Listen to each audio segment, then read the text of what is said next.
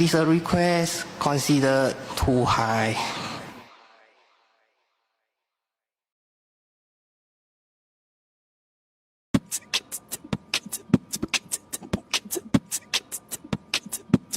I look left, look right, look left, look right for a career path. I look left, look right, look left, look right for a career path. I look left, look right, look left, look right. I look left, look right.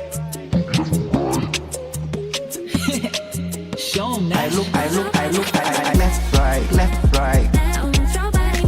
Left, right, left, right. Left, right, left, right. Left, right, left, right. Left, right, left, right. Left, right, left, right. Left, right, left, right. Left, right, left, right. Left, right, left, right.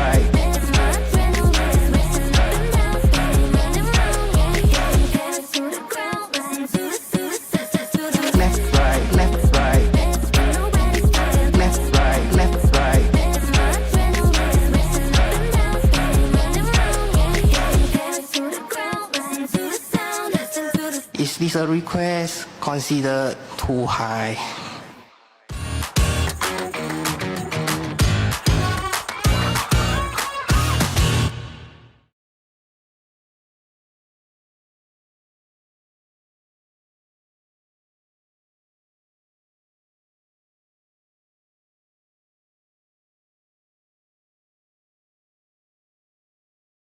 First time we've been live streaming almost every day, bringing together guests from the best of the podcasting world as well as candidates from various political parties as well as independents. Speaking of candidates, today I would say we have one of the most hyped lineups.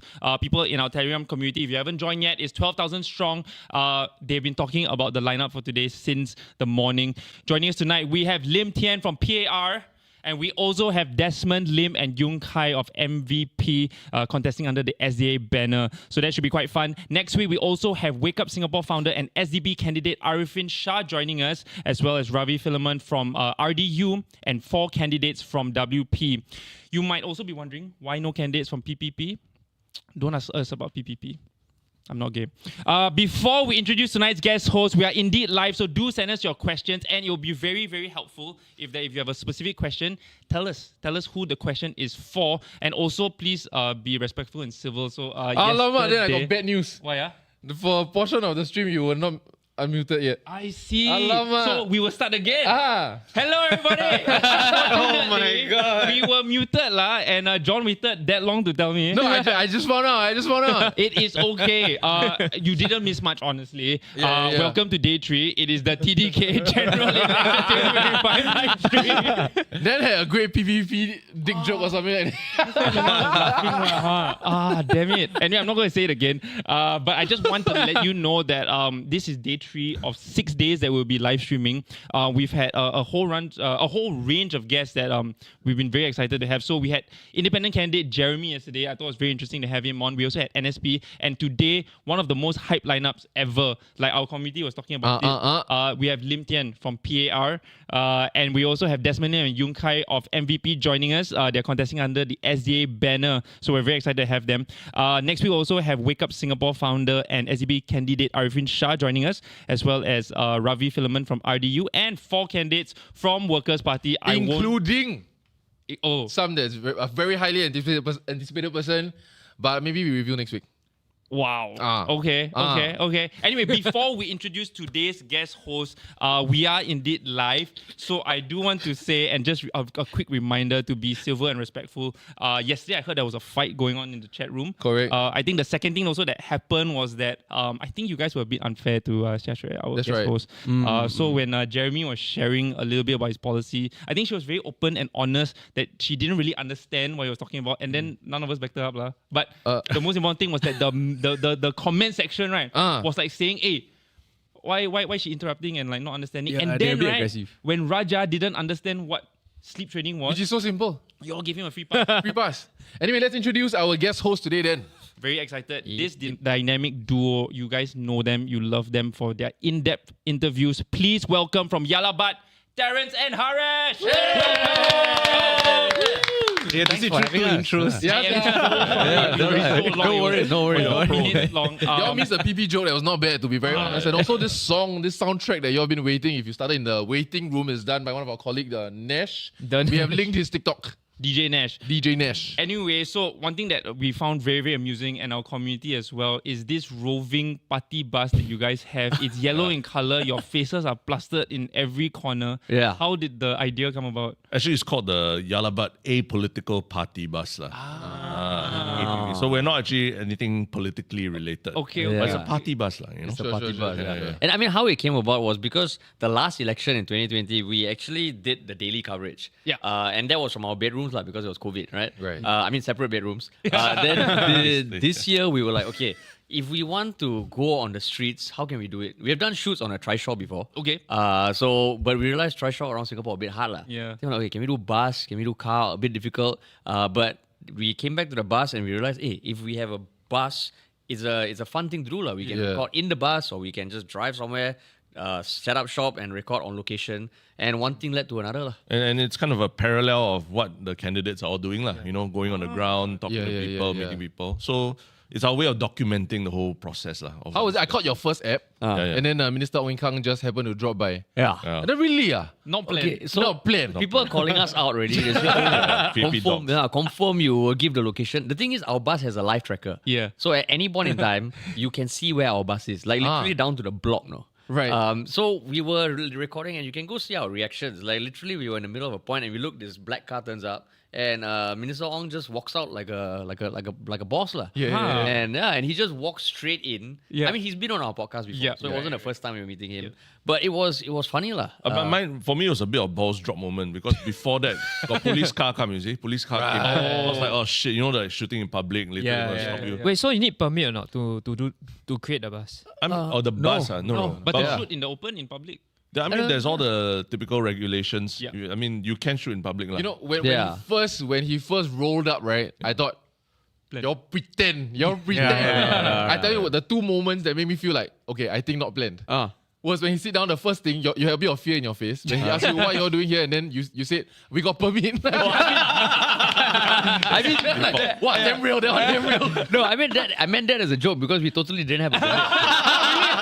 Yeah, because I mean, from our experience, shooting normally Why commercial you review now? You still have so many days. Yeah. But I don't think we were breaking any laws or anything. okay. If we film on commercial property, because we have filmed a lot, like last time Ministry of Finance, we used to do a lot on the street videos. We know that commercial property, difficult. But HDB estates and all, no issue. Right. So I meant that to poke fun, but clearly... And then the second thing was that when Min Ong said, I hope I'm not disturbing anything. I'm not disturbing anything, right? And then you say, you are lah. He did. He interrupted our points. You actually about to bring out a good point about PAP speeches, and then he actually interrupted it. Yeah, Bernadette's speech, exactly. right? Tamil speech, Tamil speech, I wanted to say something good about a Chinese candidate giving a Tamil speech. Yeah. When Bernadette... So it was a nice thing, and that was the first location we are shooting because every day we go to 4 GRCs or SMCs with the goal of covering all 33 over the 8 days. And we start off in the most hotly contested constituency. Yeah. We decide beforehand where we're going to park, and then we park, and then our team just splits up, finds a place to shoot. We set up, and then let a game time. Perfect. Yeah, Okay, so so it's fun. Before our guest candidate comes on, I wanted to get some reactions on the rallies last night. So were you guys surprised that Goming Singh isn't gay? He was quite open about I that. had no opinion before that. Okay. To be fair, I think like what was quite funny was that he said, "Don't ask me about Pritam Singh," and then he went on to talk about Pritam Singh. No. for It was the editing. It was the edit. Okay. But it was just a little bit odd. Anything else stood out to you guys in the rallies? I mean, I think their speech writing for rallies is very different from regular speech writing because I think every sentence cannot be more than 5 words. Yeah, you know, need people you have to shout say something. with you, yeah. Yeah, and then across the different rallies, felt like there were different energy. Like WP was very charged, whereas PPP was more like you were at a wedding or something like that. You know, people just on stage giving wedding speeches. and all Yeah, that. but not much friends, also that kind of vibe. Yeah, a bit somber lah. Yeah. But you could really see the difference between those very experienced speakers and the new ones. The new ones, there was a lot of shouting into the microphone, Right. and no emphasis on the correct words. So they were like shouting about covered walkways, and No, but in the audience, there's someone there that's always getting rained on, cries out. yeah, No, but you can really see. so you really see a difference between someone like Chi Soon Juan, who's very experienced. Yes. He's talking about compassionate, how tough life is. Next thing is like, screw the incumbent and things like that. He just switches between two effortlessly. Yeah, speaking about Dr. Chi, I was very surprised because at first I read the transcript. I think it was a line. It was something along the lines of like, PAP MPs have lived the high life and like McDonald's, they're loving it. And I read, I was like, oh, I don't think that landed. And then I watched it, and a line like that, he can deliver it so well. It was like laughter as well. And I don't think he looked at his script or anything, because I don't know whether they were teleprompters and all, but you saw some candidates, they were like reading off their script and still delivering it with like enthusiasm. But yeah, Chi Soon Juan just on his own. Really, Did you all really attend any of the physical rallies? Not yet. No, Is there but plans to? Plan to. Yeah, definitely. Which the are the ones bus- you'd be interested in? I mean, Punggol. Yeah. Punggol. Then I think I mean, Jalan Kayu, SMC, I mean, there's a big fight there. Hopefully, Yeah. we see both candidates. Yeah. I mean, Will East you go Coast- to both? Oh, I no, think you for can't, many people, you only go to the opposition one, right? depends. Like, I mean, I want to go to the incumbent one just to see the feel. Yeah. Because to compare, you need a base. So it's, And yesterday, Ong Yi Kang gave our podcast a shout out also. Hey. He quoted from there something that Chi Soon Juan said and used it against him. So we also were like, Dragged okay, into it's it. not positive, it's not negative, it's more like something was said and then it became part of the discussion. Yeah. Speaking of soundbites, PM Lawrence Wong came out to say don't give opposition a free pass in relation to how PAP sometimes opposition like to say don't give PAP a blank check. Was that an interesting quote? Because like in relation to how WP actually came out to say there may be safe seats. Do we actually think that WP has safe seats? Aljunied fairly safe? I mean, I would say fairly safe. Yeah. But not 100% confirmed. I mean, like Marine Parade Braddell Heights, such a surprise for everyone, right? Yeah. The opposition parties are all very upset about it also. So there can be a lot of surprises. And I mean, the one thing you kind of learn from past elections in Singapore and around the world is people still live in echo chambers, right? No matter how balanced you try and be, you might think one thing, you might be so convinced, but you're always shocked. Like the shocks never come. And I think Singapore, hard to take things for granted. So yeah, not confirmed, but I was actually thinking that, it would be cool if Pritam or Sylvia left Aljunied. Go to another GRC or SMC, but no. Yeah, people were predicting that Pritam might leave and do like a Mr. Low move. Lead another GRC. Speaking of WP, so they had like a huge number of like viewers online as well as like record numbers, I think. In 2015, we also saw that, but it didn't really translate into votes. Do we think that's any different this year? I mean, the candidates, I think they're part of a much larger brand now than 10 years ago. True. So I think, someone was telling me today that there's a bit of a gentrification of the Workers' Party now, where you really look at them, you have expectations of them already, right? Anybody who joins Workers' Party, you feel like, okay, there must be some standard. That's why Sylvia and Pritam would accept them. So it's a very different space from like even 10 years ago where, they had Aljunied team, but other than that, who else, right? Right. Yeah. Do you think they'll gain another GRC this year? Gain another GRC. Wow, that's a... I think there's a chance. Because you've been on the streets, correct? Yeah, 3 days only. 2 days only. Still a lot of streets So to some cover. opposition party is about the 3 days, 4 days, it's about like that only. Yeah, I mean, I think there's a chance they might, but there's also a chance they might lose one. Yeah, I mean, Punggol, right? But Tampines also is heating up to be quite a fight also. Yeah. And I think now also, like what Terence said, right? It's almost like the expectation of WP feels higher. Yeah. Which also means there's more room for disappointment. Fair enough. Yeah. We're also seeing a lot of new faces. So a candidate that we actually interviewed yesterday, he's also like a 90s kid. We're seeing a lot of new faces. Gen Z is also playing part. What do we make of that? Like more participation, good thing? Again, someone was telling me today, actually only in Singapore where we feel like, say, Andre Loh, 33-year-old, he feels young, right, compared to everyone else. But you think about it, in a lot of other parts of the world, in their politics, the prime minister can be in their 30s or so, Fair enough. And people accept that, right? But in Singapore, it's almost like you have to go through this whole rite of passage and do well in your career, everything. Then people take you seriously in your 40s and all that. So, But do you think that's an unfair expectation to have lived life first?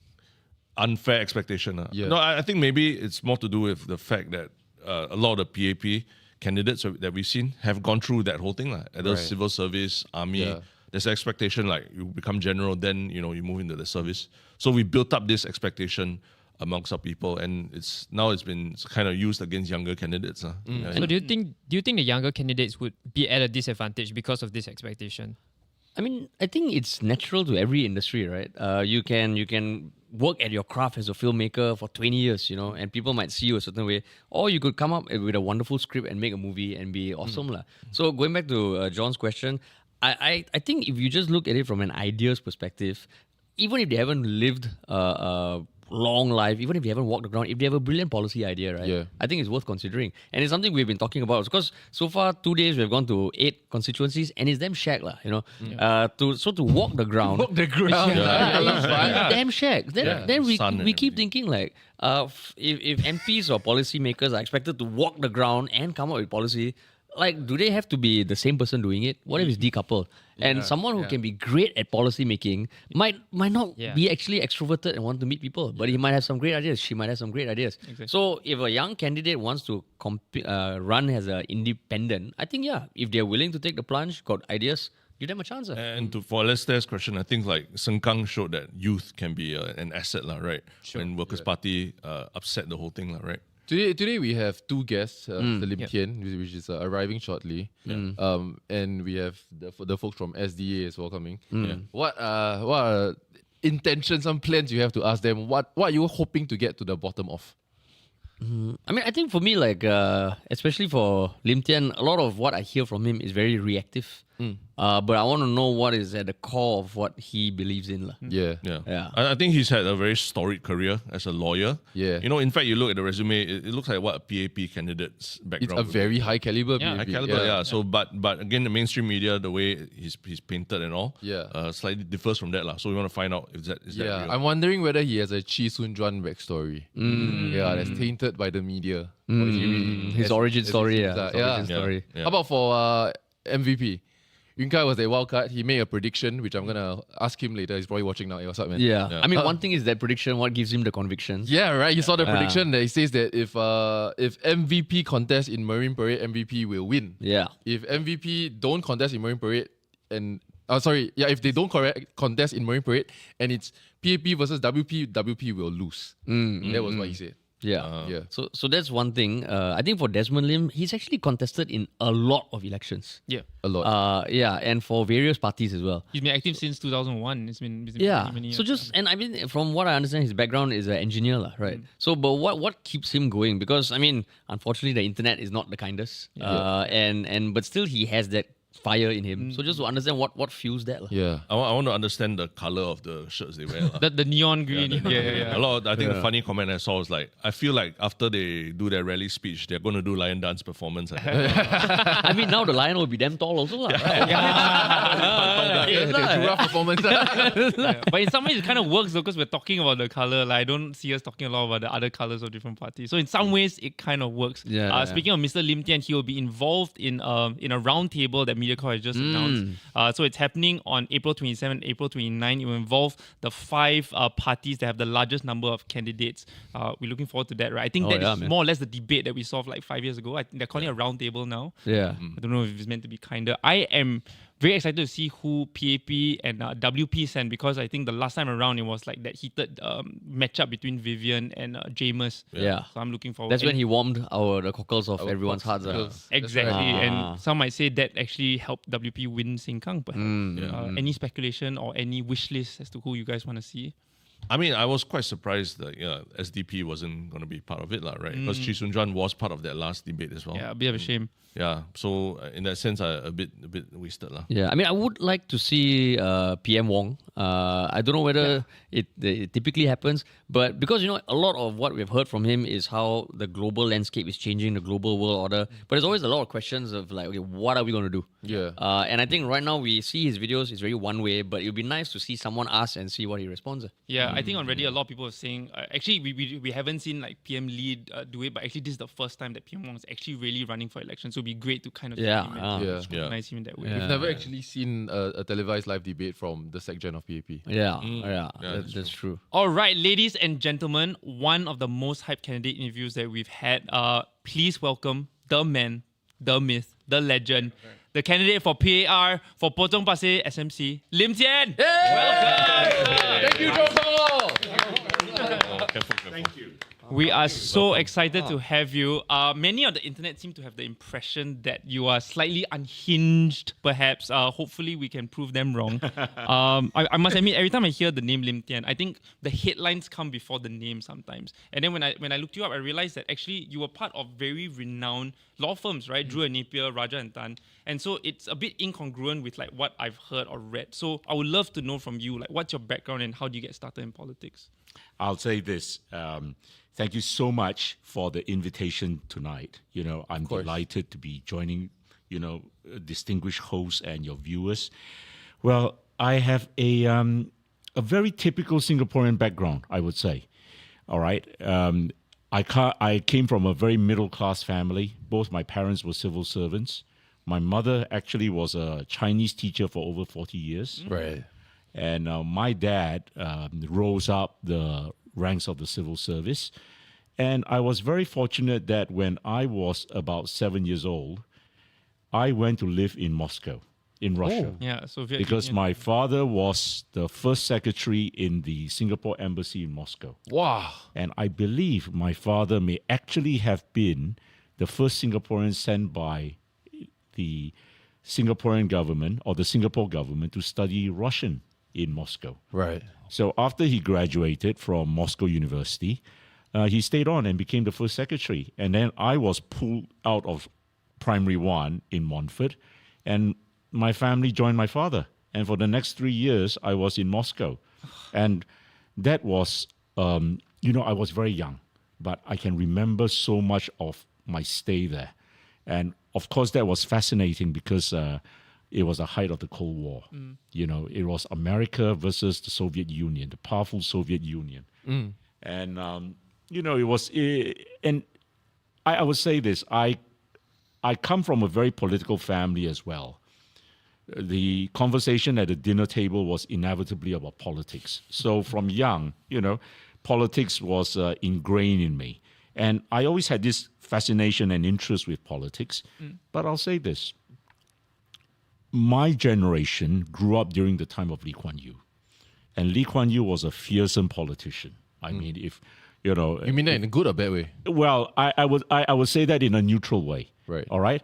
I mean, he was a great politician, no doubt, but he was fearsome. And people saw the way he dealt with his opponents like J.B. Jeyaretnam. And so I think that convinced even the likes of me to basically hunker down and just concentrate on my legal career. Right. And so from the time I graduated from England and I became a lawyer, I came back. I joined Drew and Napier, where I pupilled. And my pupil master is now a very prominent Court of Appeal judge, Harpreet Singh, who is getting a lot of attention in this election, was my colleague in Drew and Napier in 1992, I believe. I think I'm a year older than he is. And so after spending about 7 years in Drew and Napier, I moved on to Raja and Tan together with the shipping team from Drew and Napier. And I became the head of the Admiralty and Shipping Department of Raja and Tan in 2001 until I left Raja and Tan in 2007. And for the first 17 years of my legal career, I did nothing but shipping law and commercial law. Right. And how that has changed, because I would say in the last 5 years, I have done probably the two most high-profile defamation cases in Singapore, representing first Leong Zi-Hian and then Terry Su in the defamation cases against Lee Hsien Loong. And then I have done, outstanding cases in constitutional and administrative law because, TOC and others were challenging POFMA orders, were, challenging various administrative orders. So yeah, it has been an interesting ride. But was there a moment that you look back where that was your political awakening, where you felt like you had to say something or do something? I tell you how I came into politics, and you will not believe this story. Okay, you will not believe this story. After 2011, my interest in local politics peaked again because, I saw what was happening. So WP had won Aljunied. So I went around the various political parties and I actually joined the NSP. Yeah.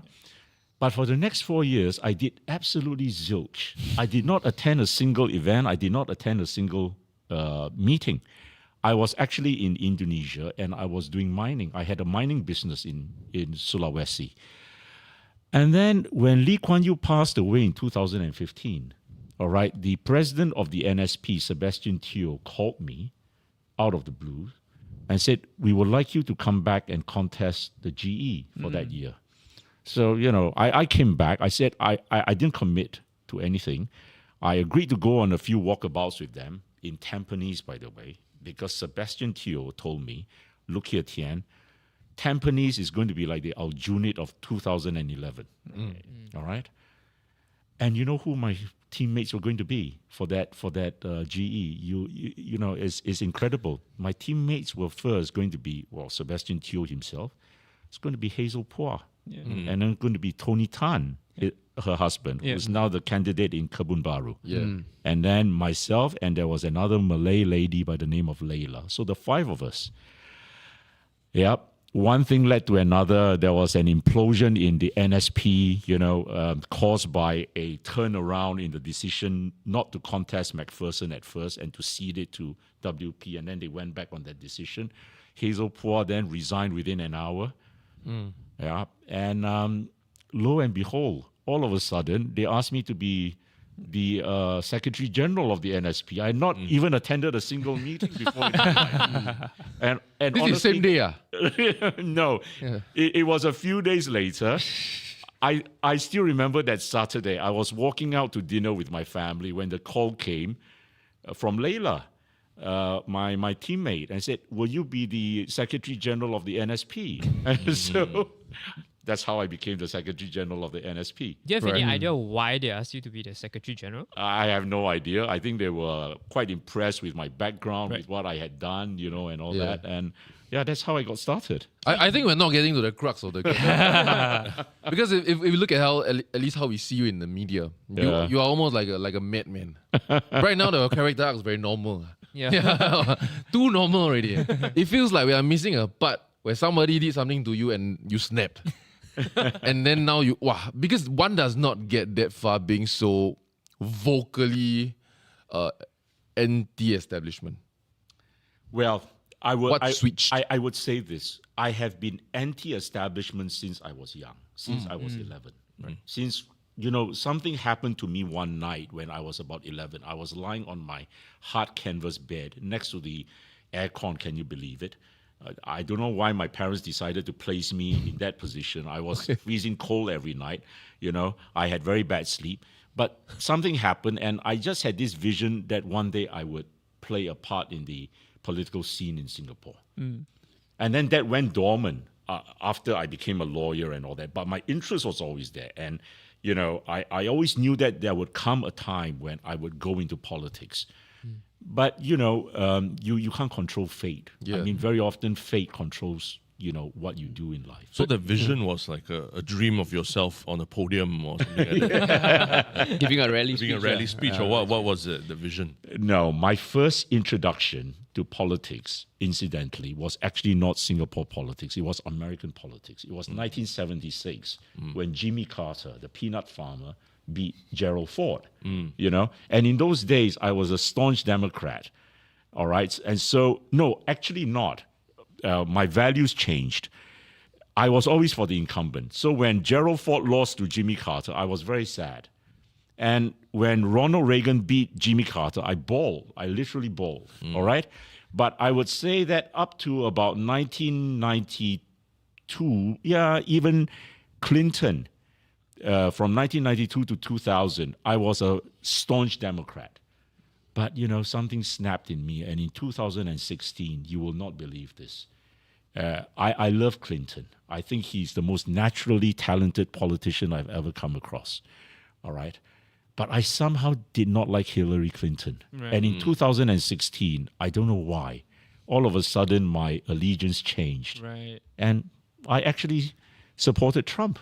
But how did that affect your perspective of politics in Singapore? Now, I think I would like to discuss that in a deeper way. I think what happened with Trump and with Brexit in 2016 was a turning point in world politics, all right?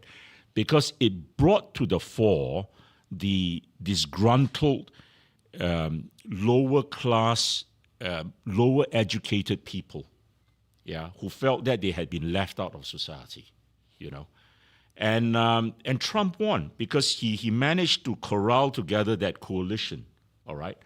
And you would think that it's amazing because he's supposed to be this billionaire, and what's he doing with, you know, the common folks? And of course he did it, you may say, in a very inflammatory way. I mean, through his attention to immigration and things like that. But I think there lies in the problem, and people do not realize this. We always talk about globalization, or at least my generation did. And even till a few years ago, the PAP were going on and on about globalization. But globalization has created a world where the inequality has really spiked. All right, the rich have actually profited by globalization, whereas the local people have actually, you know, suffered. And one of the great consequences of globalization is this open door policy of welcoming foreigners to come in, which I think the PAP have done in a very egregious manner. And that is why I am totally opposed to so-called economic or free trade treaties like SECA. All right? Because when I go on the ground and I talk to ordinary Singaporeans, and so many of them tell me, look here, I have been retrenched 2-3 times, and every time I have lost my job to a foreigner. And how do you not feel for that Singaporean? Right. All right? And I think... But why SECA specifically? We have immigrants from all over the world. We do. Notably so from Malaysia, actually. We do. But, you know, I think a lot of jobs in the finance world, in IT, and in places... The higher paying jobs. The higher paying jobs have been lost to people from the subcontinent. And I feel that it is the role of government. All right? I'm not against foreigners. My best friends, many of them are foreigners, and I have lived in many foreign countries in my life. I think there is a responsibility by the government to protect its own citizens, and you cannot have a free-for-all. And what is happening now is virtually labor arbitrage, where cheaper labor from overseas is coming in and displacing the Singaporean labor. But don't you think the focus on SECA especially does breed potential xenophobia and treatment towards a certain ethnicity? I do not think so.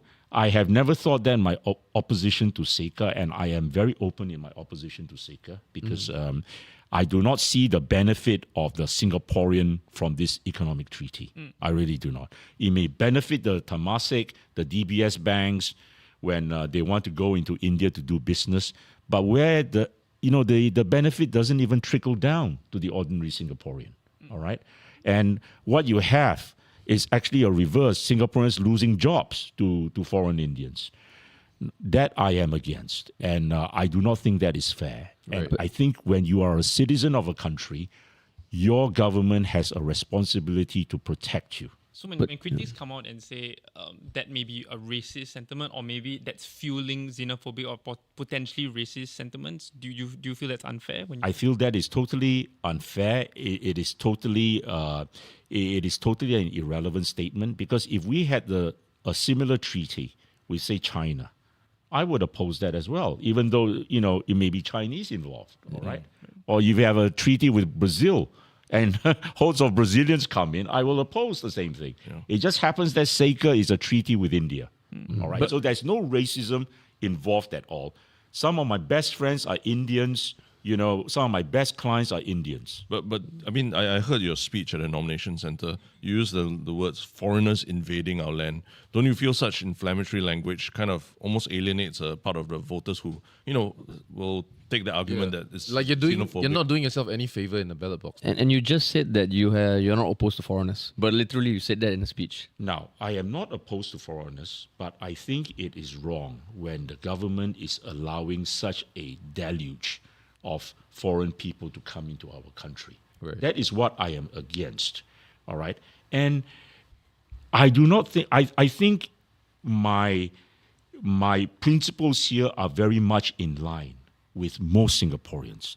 It is not in line with many so-called elitist Singaporeans who like to take a globalist view and think that, if saying this is racist, I better not say it. But my experience is this. When I have asked ordinary Singaporeans, ordinary Singaporeans won't openly tell you, oh, I'm not comfortable with so many foreigners, because they are afraid of this racist label being attached to them. Right. But when you probe further, I'm telling you, 7, 8 out of 10 will tell you that there are too many foreigners in this country. But how do you square that with the fact that you mentioned earlier that I think it was around 2007 you set up a company in Indonesia. So you were literally a foreigner setting up a company there. And I mean, I don't know whether it would be taking the opportunities from locals, but you were one of those foreigners. And I'm sure you created jobs for the locals. Oh, I will say this. Indonesia is actually a very nationalistic country. All right. Indonesia protects jobs for its locals very well. Do you know that in this huge archipelago of 275 million people, I would say it's easily 350 million, all right? I don't believe it's only 275 million. There are less than 100,000 foreigners working in the entire archipelago, all right? When I went in there to do mining, I experienced this nationalistic feel because Indonesians believe that what is in the land, underground, belongs to them and the country. And so you operate strictly within, very strict confines, all right? And they remind you of that all the time. It's even written in their constitution that their natural wealth belongs to the people and the country. So they remind foreigners of that. And when I was there, I had to virtually employ the entire village. I had 126 villagers working for me in the mining operations. I managed to get in a few Chinese miners because, the iron ore I produce was sold to China. But even then, the visa applications, the requirements were very, very vigorous, very stringent. Right. Making you wish it was easier, no? To do business there? I mean, it could be a protectionist policy, but it also could be a government efficiency problem, right? Of which, if Singapore is kind of ironed out the efficiency problem in its paperwork, then don't you think that in the same lens applied, if it's Singapore, it may not be as difficult or as time-consuming? No, I think Indonesia has a natural nationalistic blend to it. Okay. Yeah. Yeah, I do want to take things back a little bit. So we stopped at your story at being part of NSP, right? Oh, yeah. But you eventually left and you started PV and now it's part of PAR. Yeah. What inspired you starting your own party? You know something? It was very odd. In 2017, when I was still the Secretary General of the NSP, I started getting invites to Hong Lim Park to speak. And my very first speech at Hong Lim Park was in 2017. And I was invited by Gilbert Goh, the activist, who's now in Gaza. Gilbert does great things in Gaza and all that. And in those days, he was a prolific organizer of Hong Lim Park events. He did a lot of events for employment issues and things like that. So I went to speak there. And I realized that the NSP actually did not like the idea of me speaking at Hong Lim Park. Oh. Yeah. So I decided there and then that, I had to part ways. Obviously, we were not on the same path. We parted ways. And then for about a year, I did not join any party or create any party. I started this movement called the Freedom Movement. There, I invited a lot of people, to my movement. But then in 2018, that's when I decided to start the People's Voice, which was the party that I contested under in the general election of 2020. Jalan Besar. Yeah. Jalan Besar, GRC. And then fast forward, in 2 years, 2 years from today, someone mentioned all the opposition parties should come together. Yep. Because that appeared to be the call of Singaporeans, that they wanted the opposition to unite. So, they sent out feelers. They invited a lot of other parties. There was this person by the name of Michael Fang, who's now in PAR. And there was another person by the name of Peter So, who's now in PPP. Right. All right. So they invited various parties, including RDU, including SPP, Cham Si Tong's party, and NSP, So in the end, only 4 parties came together. It was PV, People's Voice, Reform Party, Goh Ming Singh's PPP, and another party called the Democratic Progressive Party, headed by Hamim. And you all know what happened about 2-3 months ago when PPP left the alliance, all right? So here we are, 3 parties. So I mean, you've been in politics for a while. How has your approach to politics evolved? And do you think there is a need to evolve? Because like what John said, right? There's a perception of you as being unhinged, just saying stuff off the cuff, breeding certain sentiments that are not ideal. Like, do you see that as the only way against the incumbent to be so adversarial? Do you not see another way? Have you thought about, changing your stance a little bit, your approach? Well, that is my natural style, I would put it. All right. Sorry, go closer to the mic. That is my natural style, and I would say this: I learned a lot when I was in England as a student, and I was watching the British Parliament, virtually every day. And you find that in Britain, the opposition are adversarial to the government, all right? Because that is the true Westminster model. Yep. What the British believe in is you have the government and you have the opposition, and they are the loyal opposition. They're expected to clash. They're expected to fight, all right? And out of this battle will come the ideas that the public will accept, all right? And it is very much like a court situation. You go into court, you have 2 lawyers. For example, if I'm against Harpreet Singh, all right, he's for, let's say, the plaintiff, I'm for the defendant, 2 of us will fight in court. We're not going to be nice to each other, but ultimately the judge will decide who has a better case.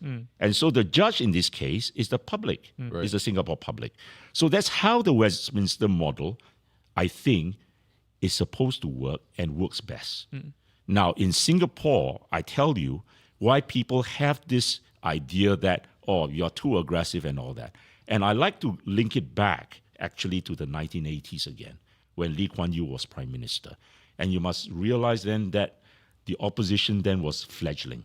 You basically had only JB Jeyaretnam, you had Cham Si Tong, and then you had Low Thia Khiang come on. JBJ, as you know, was the lion, all right? He was adversarial. He just went at it, all right? He didn't care. Chiam took a different approach. And I think he took a different approach because he felt the necessity to survive. In this parliament where basically they were confronted by, there were 3 of them, the rest were PAP MPs. And so Chiam then started to say, things like, we have to be constructive opposition. And it was very much a tone that was followed by Low Thia Khiang. Although I think in later years, when Low Thia Khiang headed a much bigger WP presence in Parliament, I think his attitude changed a bit. But in those days, he went along with Chiam and said, we've got to be constructive opposition and all that. I don't think that is how the Westminster model is supposed to work, all right? Because then I think the opposition is nothing more than just another mouthpiece for the government to basically say yes at the end of the day. You may make some noise, all right, but at the end of the day, you're not going to change very much. So I believe that the role of the opposition, and it's not because I'm unhinged, but I think that the true role of the opposition is to oppose. Which I agree, which I feel like the Workers' Party have done that well. without being labeled unhinged, right? So if we look at the Westminster system of, like in your words, a little bit more adversarial, which I think is fine. It can still come in the form of a debate, right? At the end of the day, you are also trying to win over the hearts and mandate of the people. Like, from the way I see it, it's not really working out, isn't it? No, I would not say that. I think a lot of the labeling has been done by the so-called PAP-IBs and all that. All right. I've not had much chance to debate the PAP.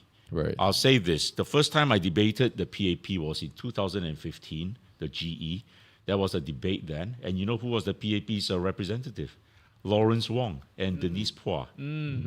So that's the only time I've debated the PAP. Of course, we didn't have debates in 2020. Yeah. But I think in Parliament, my style, although still, pretty tough, would be different.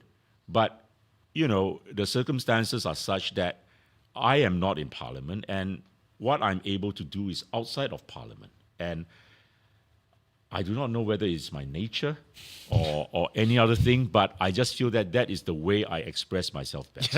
So talking about being adversarial, like, what about within the opposition itself? Like now WP has, Marine Parade, Braddell Heights, it was a walkover, and a lot of opposition parties have expressed disappointment.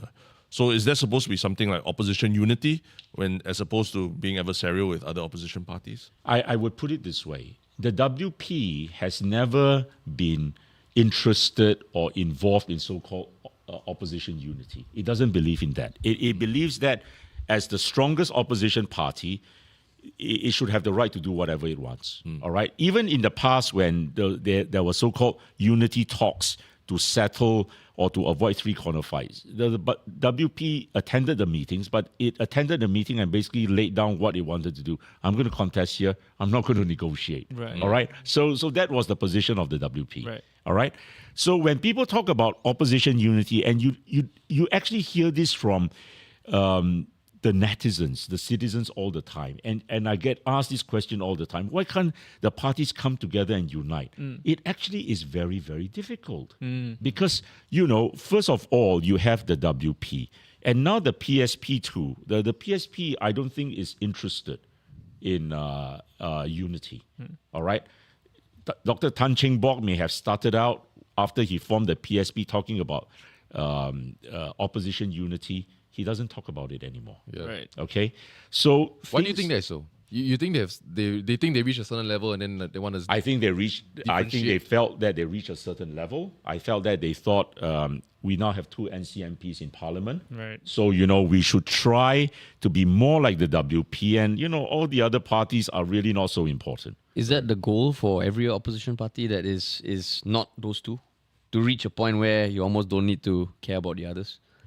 No, which is why for PV, RP, and the 2 other parties that came together in PAR, we thought we would try to fulfill the obligations and at least try to create some form of opposition unity. Right.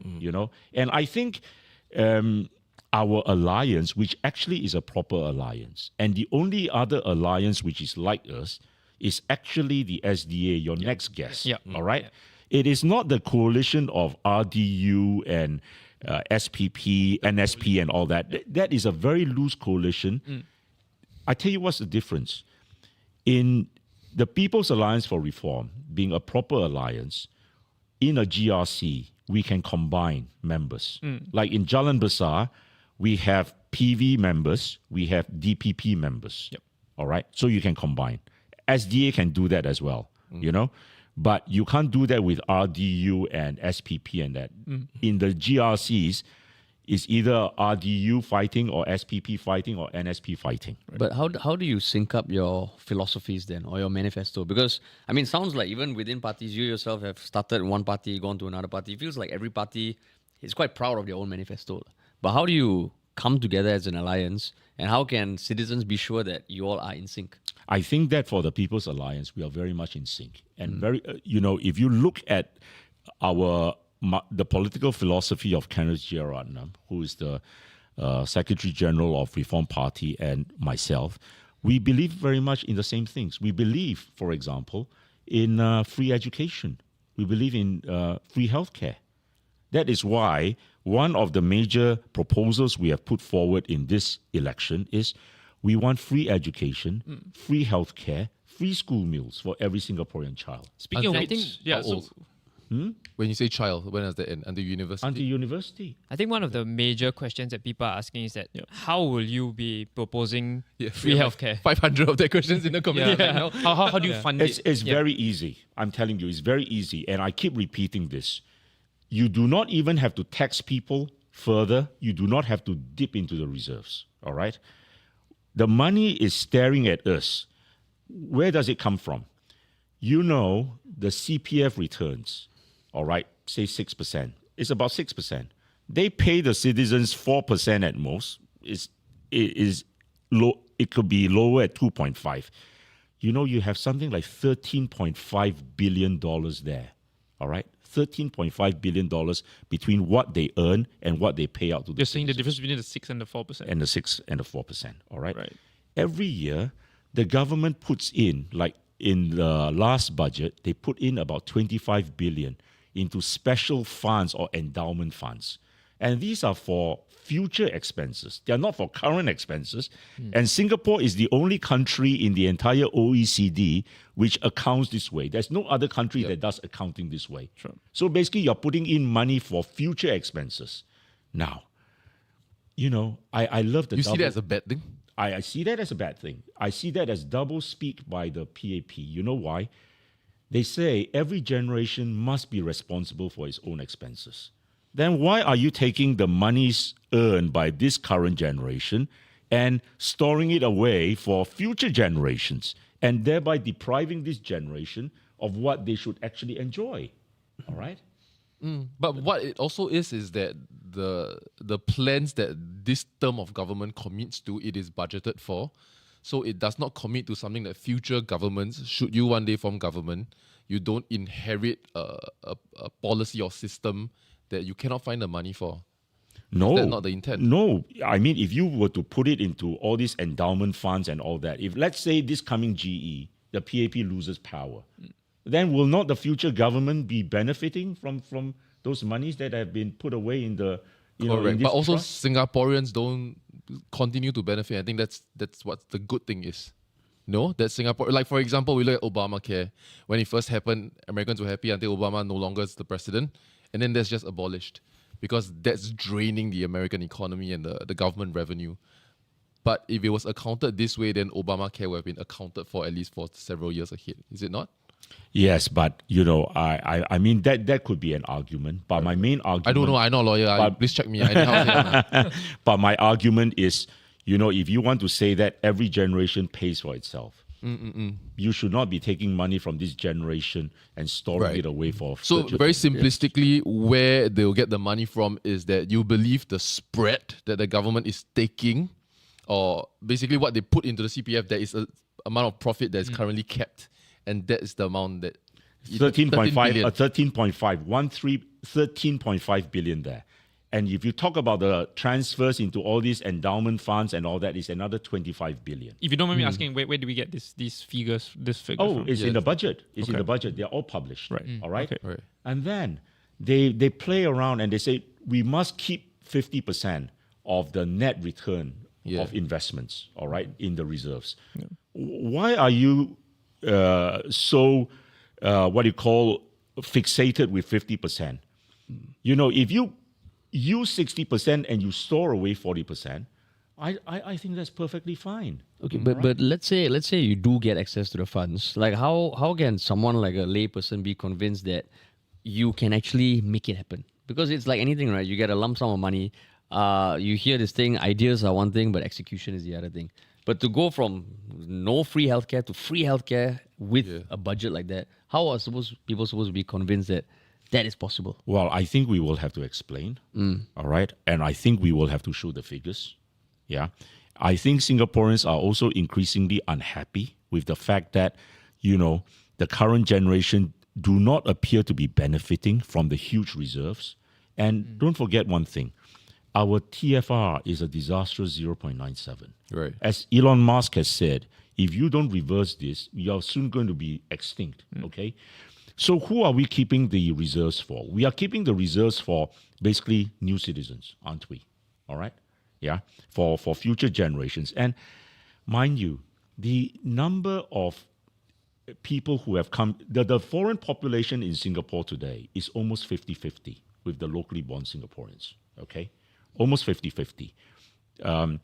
So really, Singaporeans, I think, are unhappy that we are saving so much for the future, and the beneficiaries of those people actually are not locally born Singaporeans. Now, you may say again, that is, you may want to use a label, but I think human nature is such that people who are born in this country expect to be taken care of. Yeah. And I am saying there's no magic. I mean, free healthcare, free education is there for the taking, okay? Yeah. I like to say this also.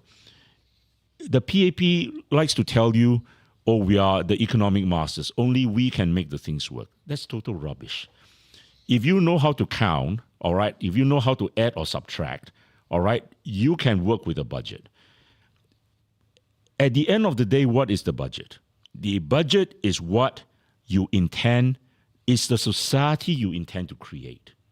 It is like giving a housewife a weekly amount and tell her this is your amount for food. And out of this amount, she then has to budget and she has to decide what meals to put on the dinner table. All right? And so for the budget, it is no different. It is what type of society do we want to create? And PAP has been telling us, oh no, this is the only society we can create. That is wrong, I feel. So then, Go ahead. I mean, in the past when you have contested, I think some of the things that you are pushing for now are things you have pushed for in the past. But why do you think people then didn't end up voting you into parliament? No, I will say this. In the past, I never advocated for free education, never advocated for free healthcare. I tell you, I have been thinking about this for a very long time. And I will be the first to admit, like many Singaporeans, I was afraid and I was advised not to take this step because they say, oh, Singaporeans will think you're crazy. You're offering free things. But I have reflected on this for a good 7 years, ever since I founded PV. Yeah. And at the end of the day, I've come to the conclusion, it is wrong to say that we cannot afford free healthcare and free education when we can. And we now have an existential issue involved. We now have a declining population. And the PAP's only solution is to bring in more foreigners. And mind you, having brought in these new citizens, these new foreigners, the TFR has not gone up. It keeps plunging, all right? And very soon, the chickens are going to come home to roost. We are one of the fastest aging societies in the world, all right? Very soon, you can't be playing this game. The numbers catch up with you. Right, but you do understand their position on bringing in foreigners or naturalizing more people to boost up the local workforce for future taxation reasons. And I actually disagree with that completely. Okay. Because I think that for a small country like Singapore, you do not need 6 million people. You really cannot afford to have 10 million, which some in the PAP are advocating, although they openly deny it. And that was a famous debate point in 2020 between Chee Soon Juan and Vivian Balakrishnan. Right. But, when Ho Ching, the wife of the former prime minister, openly endorses the 10 million population, what are you to think about it? Now, a small country like Singapore, what's the trouble with the PAP's policies? We are, at the end of the day, a very low value added society, economy. It's like a race to the bottom of the barrel. We believe in a low wage workforce, and something like 35% of our workforce take home less than 2,400 a month. That is not high wage. That is not first world, all right? Whereas if you are a truly first world nation, your citizens should have high wages. They should enjoy high wages, all right? And then you are making things that the world want. It is value added. It is high value. I'm telling you, you can do with a population of 4 million, 5 million, and you don't have to increase beyond that. And I mean, sorry. I think affordability is one thing, and I see, there is value in free education, but looking at the other systems that have trialed free healthcare before, like the NHS, and we know the pitfalls of the NHS, right? Like a long waiting times. People can't even get into doctors. How would you navigate and circumvent these problems, even if you implement free healthcare? I'll say this. I think that is a great question. You know, the NHS is one of the crowning glories of British society. I love to tell this story because the creator of the NHS is a great hero of mine. He was a Welsh politician by the name of Aneurin Bevan. He was a poor Welsh coal miner. He had suffered hunger, poverty. But, you know, the Labour Party was possibly the greatest creation of the 20th century in British politics because it enabled the working class to have a voice in politics, all right? And Bevan, because of what he had seen in the Welsh coal valleys, always had this dream that if he was going to be in government, one day he will create free healthcare because he saw too many of the Welsh coal miners die because they could not afford healthcare. And so, you know, they created the NHS, which is free healthcare for everyone. Even if you're a billionaire, you get free healthcare in Britain, all right? And over the years, people have criticized it for inefficiency, for, almost going bankrupt. It has not happened. And no British politician I think today. that's not the criticism, right? It's waiting 6 months to see a doctor or getting a specialist. Now, I think that +50%. I think that can be improved on. And I think Singapore, with a much smaller population, can certainly do better than that. Don't forget, Britain has 70 million people. Right. Singapore has 6. So, all right. So I think Singapore will do a lot better than Britain in efficiency. So you're seeing the current system where things are already, like healthcare is already subsidized quite a bit, and if you can't pay, there are payment systems. That's not good enough. I don't think that is good enough because I come across many cases where elderly people grumble and say, I got so much locked up in MediSave. Right. Why is it that when I go to the hospitals, I still got to come up with a cash component? You know, today we have roughly 140 billion sitting in MediSave. All right. The payout every year is a small fraction of the 140 billion. Why are we having 140 billion sitting in MediSave? That means you are actually taking a lot from people, all right, which is unnecessary. Yeah. I wanted to bring this back to GE. So you made the decision to contest in Potong Pasir as an SMC instead of Jalan Besar as a GRC. What sparked that decision? I think a lot of people advised me that I should go for SMC. SMC. Yeah. And why Potong Pasir in particular? That was it. A lot of people advise you. No, I had done my own analysis. I think that this is possibly the best year for the opposition to win back Potong Pasir. Right. And I will tell you this, you have been on the ground, traveling in the various constituencies. The mood is ugly. The mood is very ugly. And I think on the 3rd of May, Singaporeans, or on the 4th of May, Singaporeans are going to wake up to a shock, all right? People are angry because there is no money in the pocket. I will tell you, about 2.5 weeks ago, I was walking along Lavender Street, or one of the back streets, and I walked past 2 coffee shops. And I was literally mobbed by a crowd of elderly citizens who were in the coffee shops. And people always tell you, the elderlies are the mainstay of the PAP support.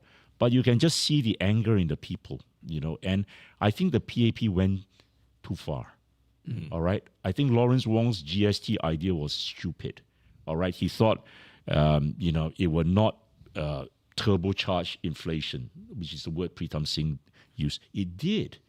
And, all of a sudden you find your bak chor mee going from $3.50 to $4 to $4.50 to $5. Hey, when you are earning $2,000 or less than your take-home pay is $2,004, that means a lot. But you see, that is the problem. Because you have such highly paid ministers, they don't feel it. And they don't realize the impact on the common man in the street. So what would be like your message to Singaporeans? Because, we've seen you contest before. You said that the mood on the ground is ugly. What would you say to them? I would say you must vote in more opposition this time because you have seen how ineffectual the PAP MPs are. All right, they are terrible. Every single one of them voted for the GST. I did not hear a single dissenting voice. Yeah. You need the opposition to be more vigorous. I really think so. I think you cannot have a continuation of the WP style in government for too much longer. You need a lot more opposition members like myself or even Chee Soon-Juan, who probably are regarded as the two most aggressive people to take on the government. You're right about that. All right? Fair enough. And you need to be robust in debate. And I feel the problem with the Singapore Parliament is this. Yes, the opposition debate, but they are too deferential to the government. Usually when opposition wins seats from the incumbent, it's usually attributed to having a good ground game. How's your ground game in Potong Pasir? My ground game is good, all right? But I think campaigning has changed as well. Right. Campaigning, you will see one of the noticeable changes you find in this election is when you go round, you find a lot less posters. Right.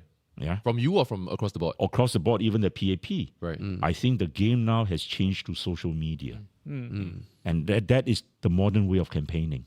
Okay. And you've been doing a lot of social media. I've been doing a lot of social media. I've been doing social media from 2016.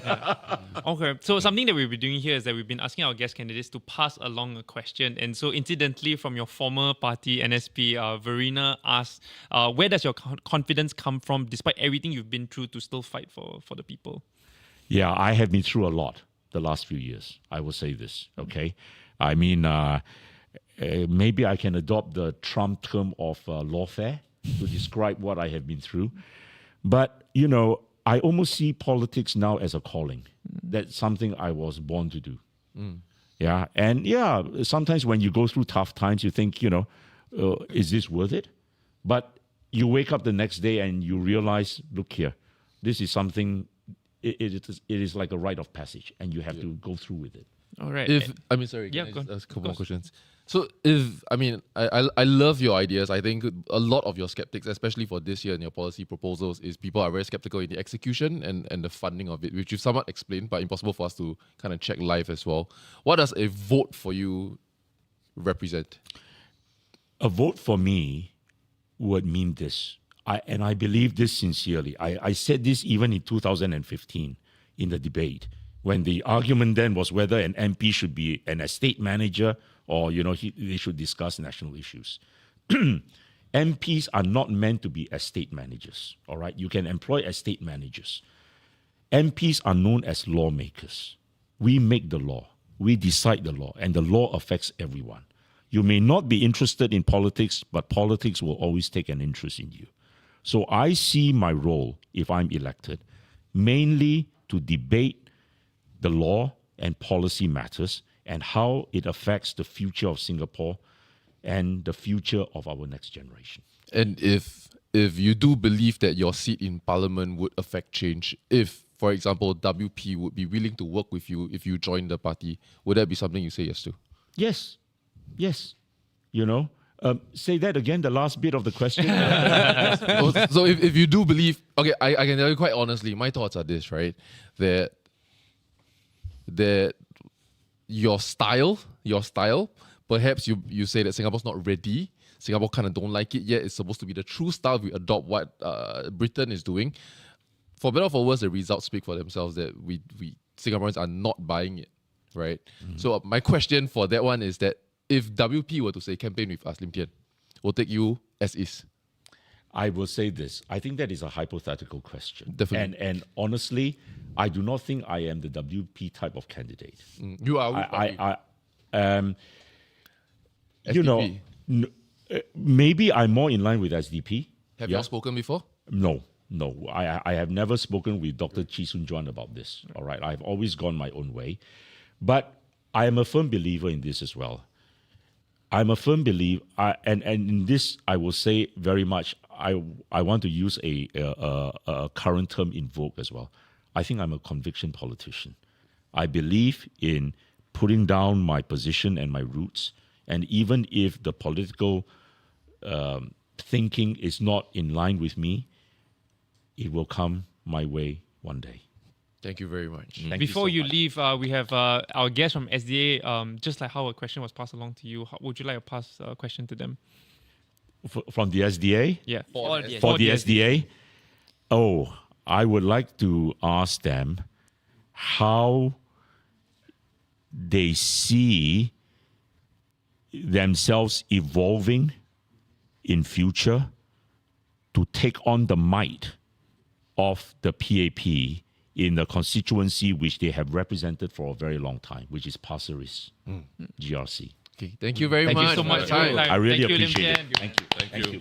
Thank you. Thank So you. nice. Thank you. Thank you. Nice to meet you. Thank you. All right, guys. Thank you. Thank you so much. Thank you. All right, guys. Our next guest surprised many on nomination day when they appeared together in an alliance.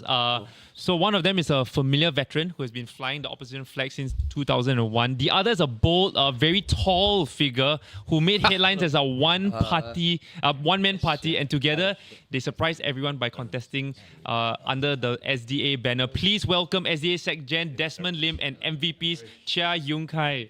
Thanks for inviting. All right. Thank you for coming. You are very tall. You are very, very tall.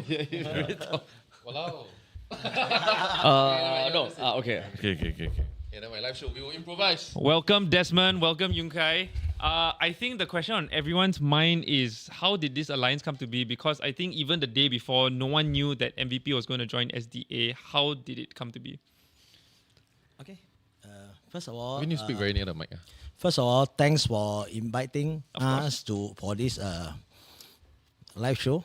Right. You are very cute. I just have to say that. Right. For the SDA, it's an alliance of the coalition of few parties. In 2001, four of the parties, which is NSP, SPP, PKMS, and SJP. And we believe that with different party with different background, we will have the diverse voice and experience to pursue a common goal for social justice and to have equality and also to help those who are less marginal or no voice cannot be heard in the parliaments to represent them. That is what Mr. Cham is doing in 2001. Yeah. So how did this conversation take place? Like who approached Yeah. you? So I spoke to Yun Kai since like weeks ago, right? When he DM'd us as MVP.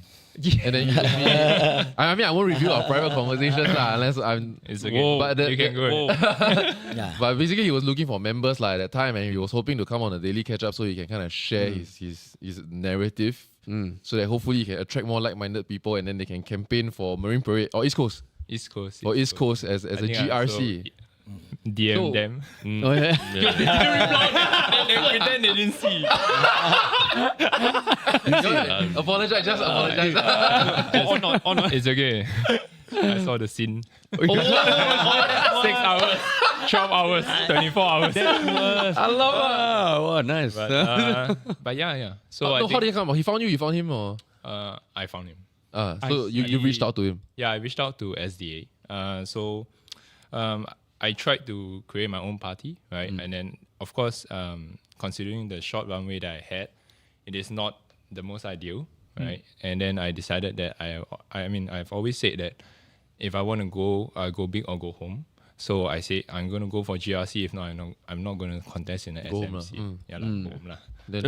but I mean, to be fair, I mean, the name is Most Valuable Party. I honestly thought it was a joke at first. Right? So if That you're was my that first serious- reply. I said, okay, don't waste our time. That was what I said, yeah. So why would you come with that if you're serious about contesting the GRC? You know? Yeah, so I think that many from my generation, I would say that there's quite a bit who are not too interested in the politics, right? And the MVP itself is quite a universal term that I believe that if I use it, I will be able to attract more attention, right? Not only from those who are into politics, but also those that are not into politics. Then they will see, oh, it's a MVP party, and so they will be asking themselves, who is this? And it basically just gets more eyeballs into the party.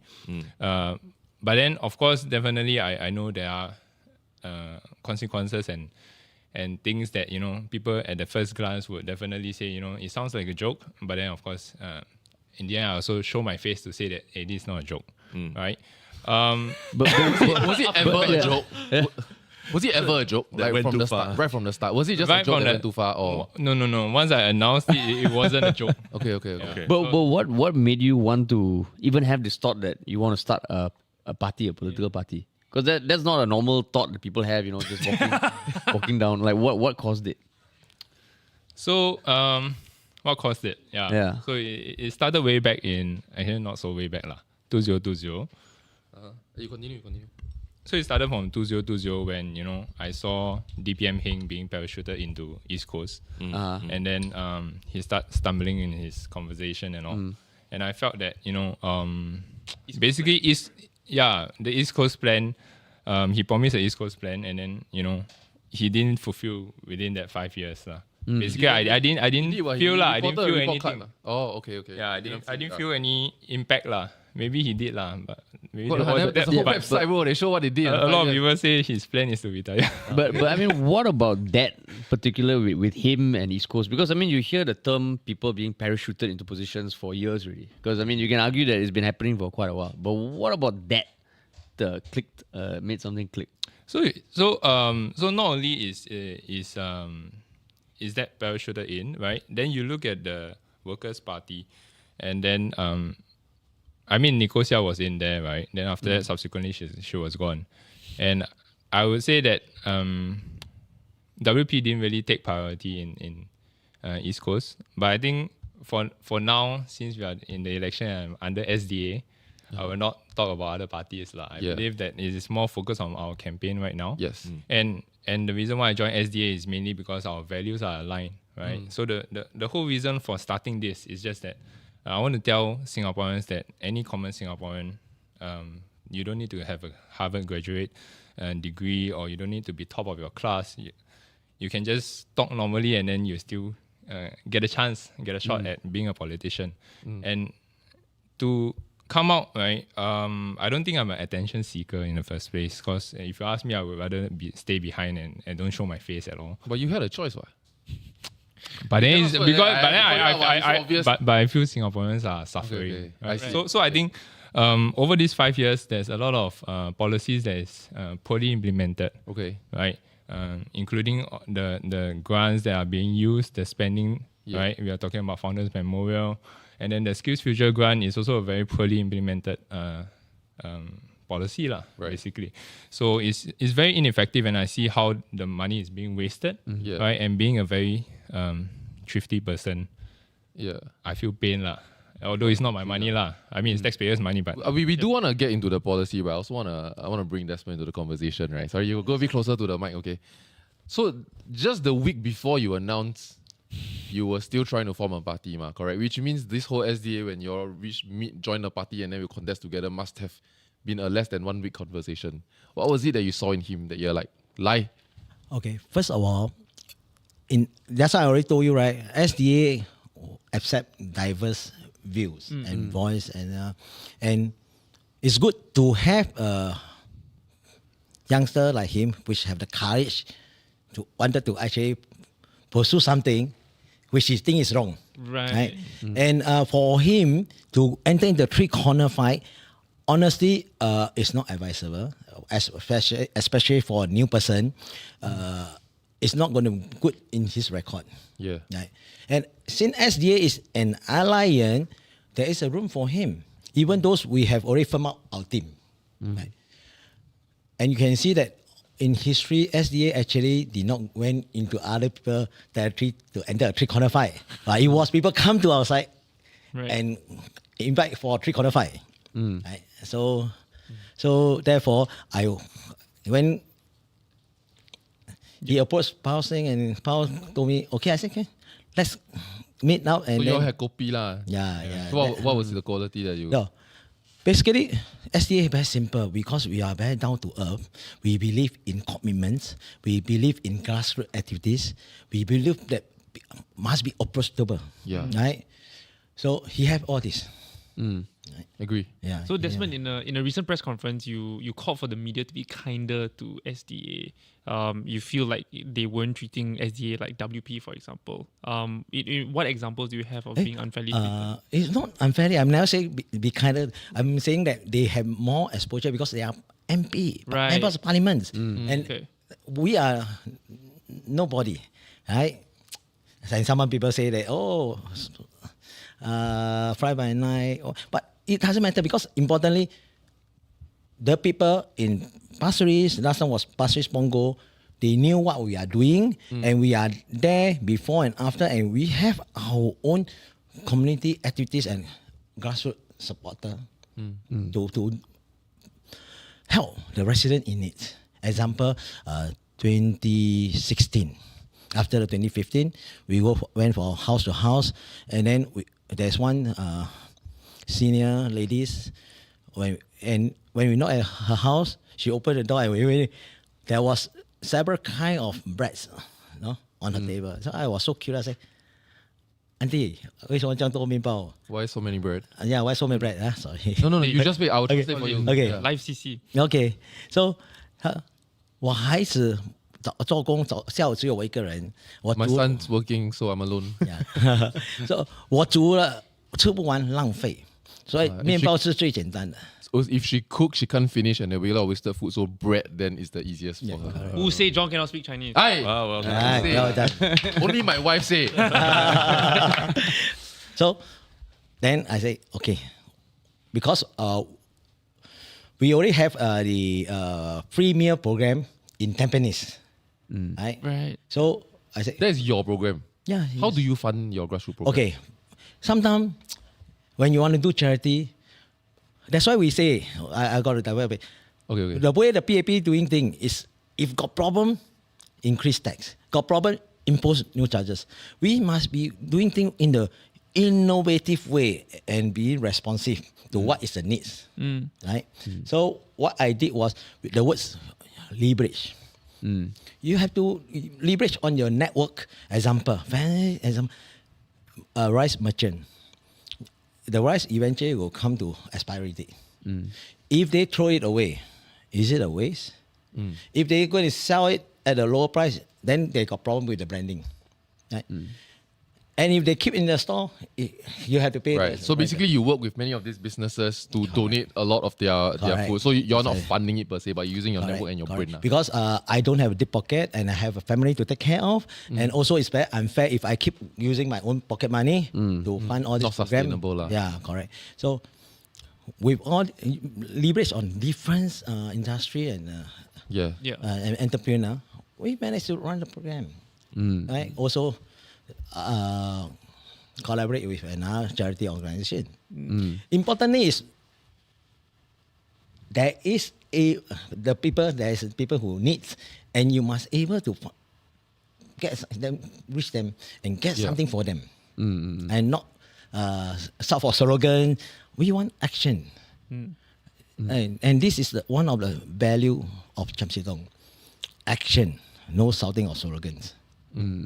Speaking of the word that you've been doing, we've actually been getting quite a number of comments. So one from Kim Huat and one from Hot Pot Tofu.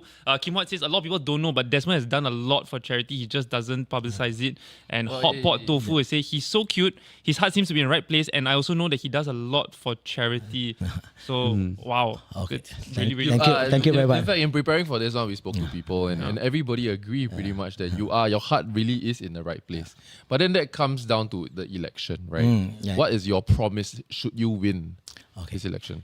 Look here, now I'm just an ordinary citizen, yet I able to use my network to bring so much benefits to the people. If I am an elected MP, I think I will have more supporter or entrepreneurs who are willing to come forward to support my initiative. Right. So do you see your role more about execution of ideas or actually policy work as well? Let's say you get into parliament. Okay. I am a doer. I am not a talker, but doesn't mean that I cannot talk or debate in the parliament. Not forgetting, I can speak Chinese. 我会讲华语. You can speak Chinese. just in case you all think he said something else. Wild, But so, I mean, isn't that a problem of marketing if you're in politics and you want to be in the public eye, but at the same time you do good, but you don't talk about it, you don't find a way to tell people about it. So then people think you're fly by night, you appear every 5 years. Isn't that a hole that you need to plug? Okay. First of all, we have to understand the principle of why we come forward to serve the people. And when we come forward, our party, the principle is service before self. And this is what also from Chiam Si Tong, right? In Potong say we have the social welfare fund. We don't call it Chiam Si Tong Social Welfare Fund. We don't call it SDA Welfare Fund or SPP. We call it Potong Pasir Social Welfare Fund. I'm the secretary. Why? Very simple. Potong Pasir, we got supporter of PAP, we got supporter of SDA. But either side may have people who need help.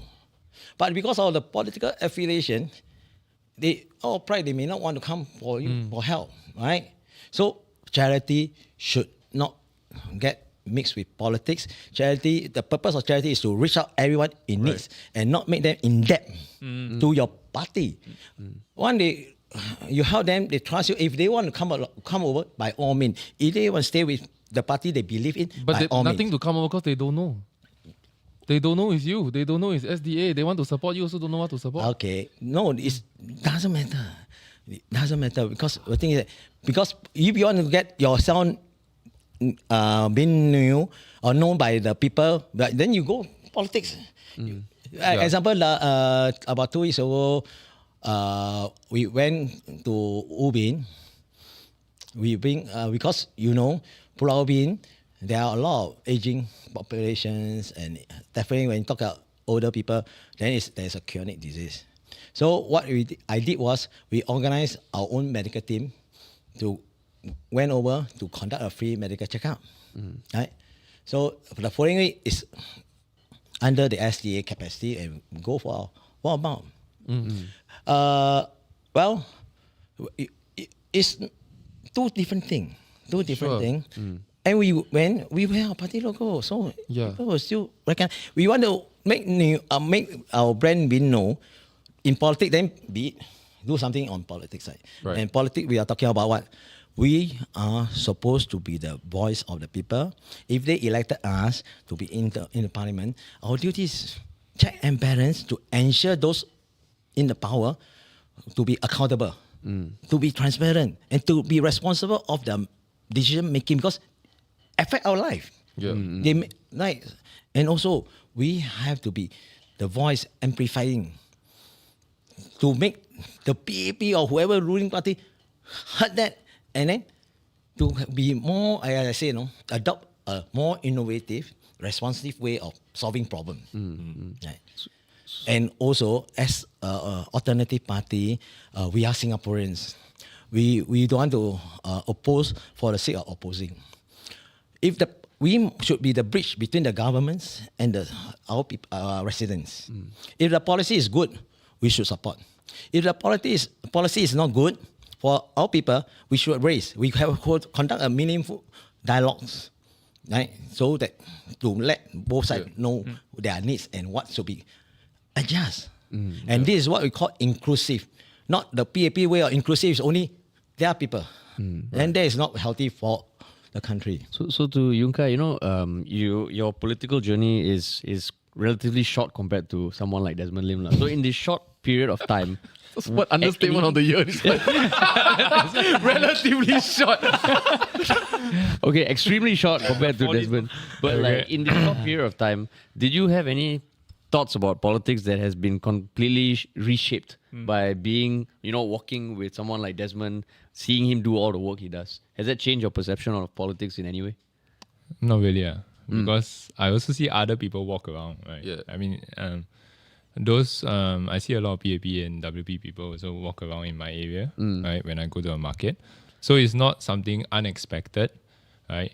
And then but on one hand, you can see certain personalities when they enter politics, it is about being the loudest person. You can almost feel that they might not say it, but like hearing what Desmond is saying is more about you do the work, people will know. Like, what was your thoughts about being a politician when you entered the space? Yeah, so I think entering the space, definitely I need to be loud, right? But then I also need to find a balance in between that. And that's the reason why I joined SDA is because our values are very in line, where we put Singaporeans first, right? We are not concerned about who's coming out with the policy, but we are just concerned that we are there to make sure the policies have Singaporeans in it, right, and have Singaporeans at the top of it, right, and we want to prioritize Singaporeans first, and that's why I always say Singaporeans first, during my other interviews also. And some people say, why are you copying American election stuff, right? But it's not true, right? It's basically the people elected, the MPs, is mainly for us to be their voice, right, and to make sure that their needs and interests are fulfilled and safeguarded.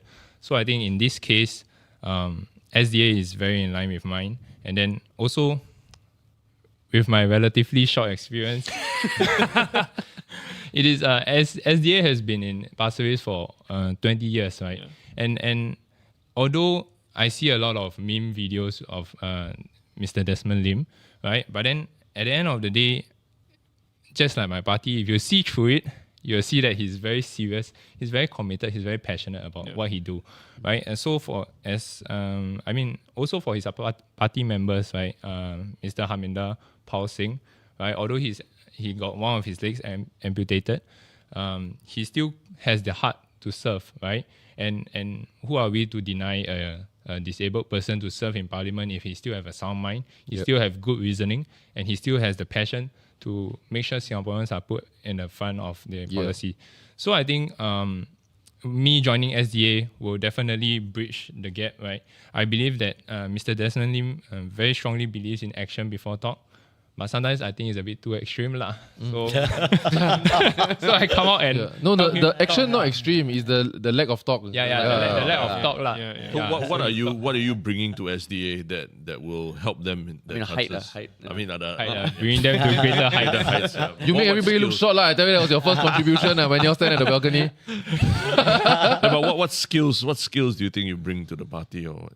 So I think I bring my youth and a very unique personality whereby I'm not afraid to speak out, right? I'm not afraid to talk what's on my mind. I don't mince my words. And basically I'm not politically trained to, change my words and public speak. And do you find it to be your strength? Yeah, I mean it's a strength to me lah, right? Because before I entered politics as a common Singaporean, I think politicians talk too much.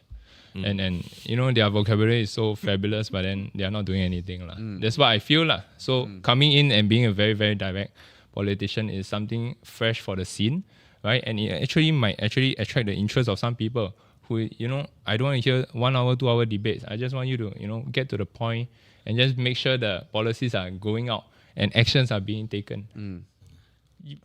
Yeah. But the 1 hour, 2 hour debate is because opposition is doing their job of checking the incumbent one. That's what people are asking for, the more opposition voices. Yeah, definitely we will have. What you are signing up for now? Yeah, definitely we will have more debates, right? But then we need to have meaningful debates. Right. Okay, were you politically active before making the decision to run? Were you writing in to forums, making, trying to do anything on the grassroots level? Or yours was like, I'm just going to go dive in? Yeah, I'm just diving in. Right. But why not take the other path? That will be with PAP, right? I mean, not necessarily. You could be working like part of charities, community engagement. I think, so I'm a person who focus on impacting on a high level, right? I want to have a strong impact, right? I mean, of course, definitely I do not undermine other people who volunteer at the ground level, right? I definitely appreciate their work, but I'm a person who appreciates or rather prefers to impact at a high level. That's why I would say I'm more of a person that just dive straight into it. You brought up the memes. Like when you see the meme videos, do you see that as any press, good press, or do you actually see that as bad press? I see that as something I need to change within the next 8 days. Okay. I mean, how about Mr. Desmond? I mean, I think. Do you see it as a good thing or? Well, to me is that I still have to mention. Sorry. I came from Cham Sitong School of Thoughts. One thing that he taught me is you have to be thick-skinned, right? No matter how good you do or how much effort you put in, you may not get everybody like you. Just do what you think that you're supposed to do. Stay focused and be consistent, sincere, and honest. And what is the with compassion. Yeah. What is your moral compass? Because you say do the right thing, right? What is it in you that makes you think something is right or wrong? Well, when you see your action bring benefits to others, right?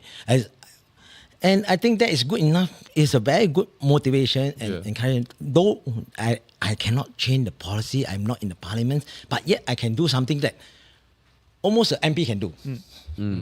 And without government subsidies. Right? And I believe that those elected MP can do more than me. But I see that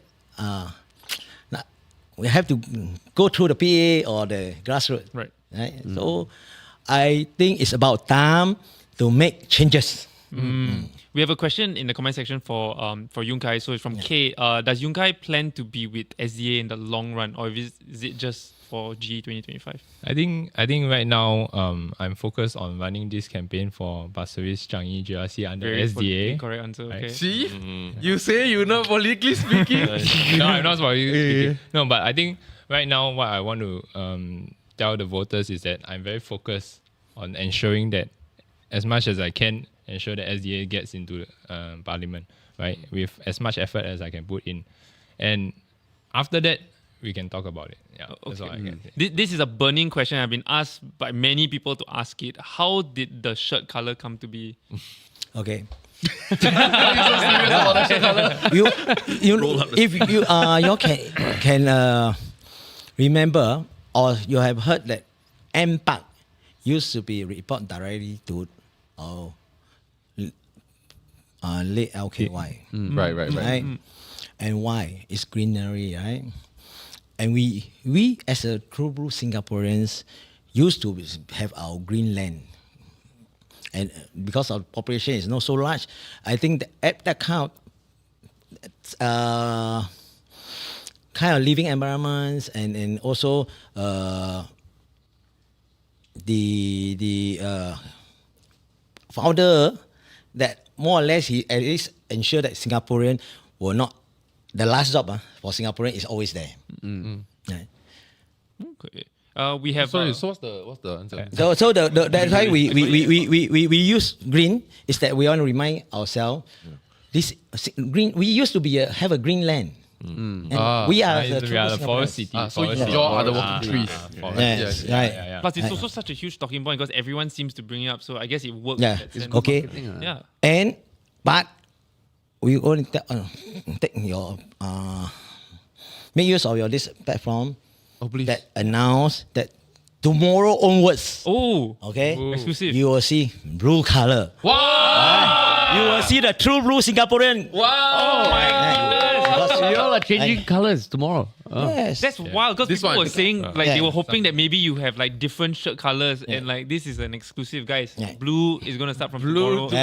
You see, I think y'all complain about it, but y'all secretly like it, and now they're gonna change it, and you're happy.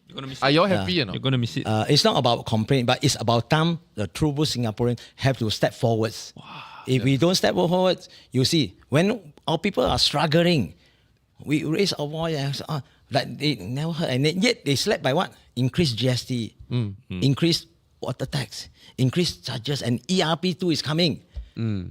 Singaporean, show your true Singaporeans identity. So what about this election makes you optimistic that it might be different from all the times that you've run in the past? No, I'm always optimistic.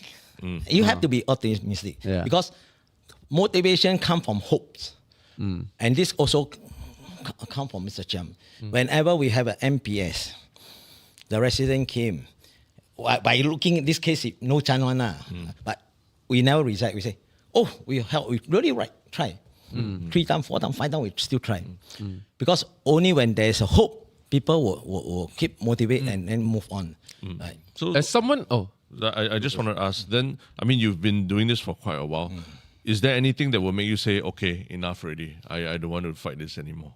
Like a certain percentage or what? Right. Look here. The last GE, because every organization would like to have successor plan, right? And unfortunately, Mr. Powell fell down and then got his leg amputated. That was about 100 days. 100 days ago, right?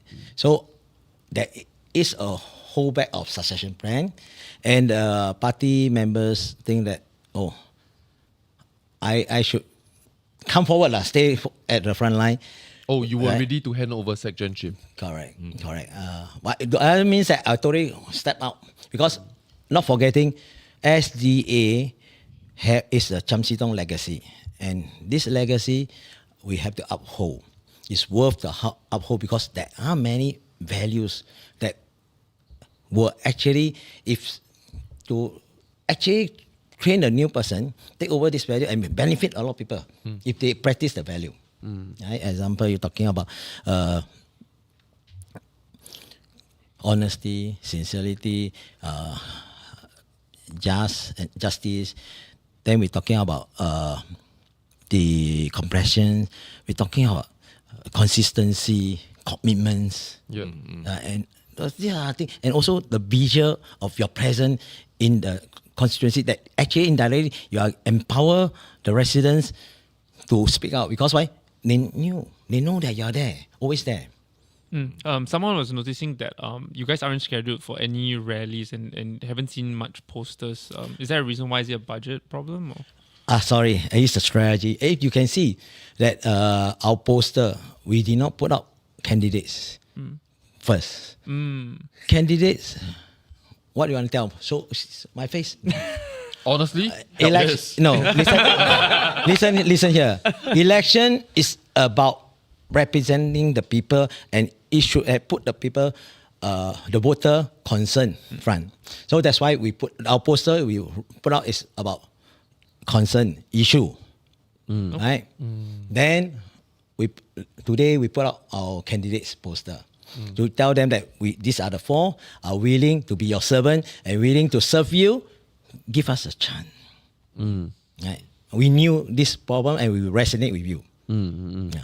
Right. So it's a layered messaging. Yeah, and tomorrow you will see the closing poster is a sandwich.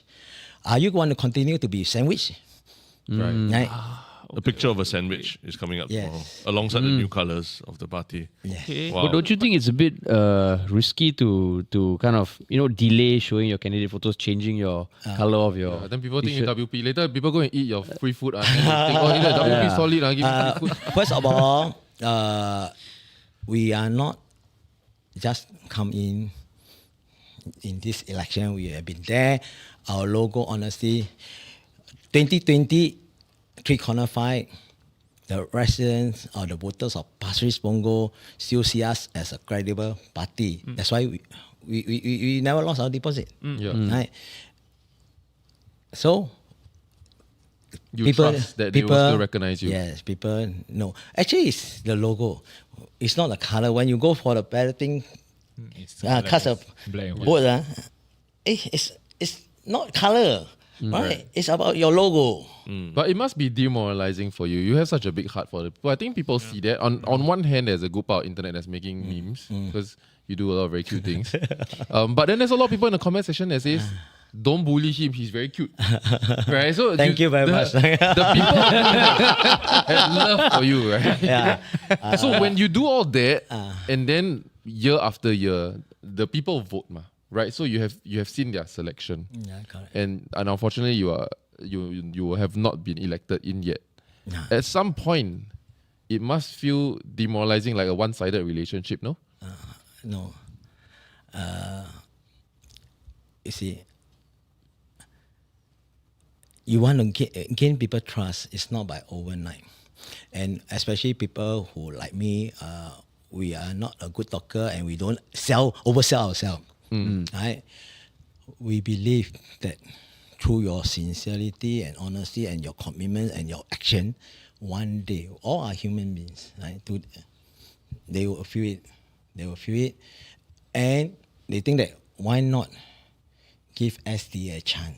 Something that they want to check is that you were able to avoid a three-cornered fight, and I believe you also put on Punggol and WP there managed to avoid three-cornered fight. Was there coordination between both parties? No. We basically, Mr. Pritam Singh always say they are not ready to meet up, right? So doesn't matter because we have Singapore and Singaporean and Punggol people at heart, right? And as I just mentioned, SDA will never want to enter into three-corner fight. But unfortunately, people like us to come and put tests on us. Right? So when people come to put tests on us, we have to stand tall and face it and take out the challenge because we are being served national service. Imagine if Singapore being attacked. Their party is stronger than us. Are we going to run? No. Right.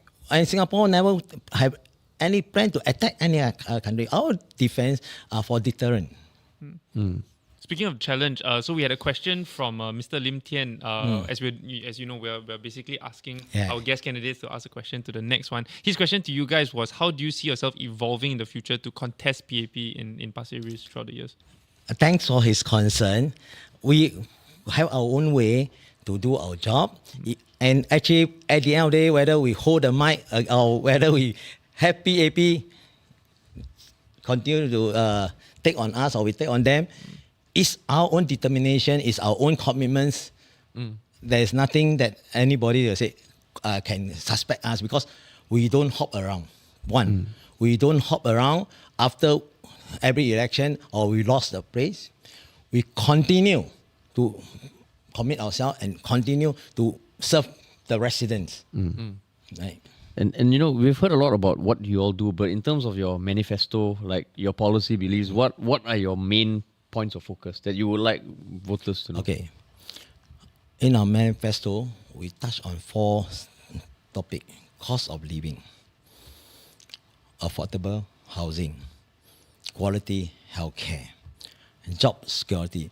These are the things that is very urgent and need attention, and we should not let the PAP negate us to talk about international issue.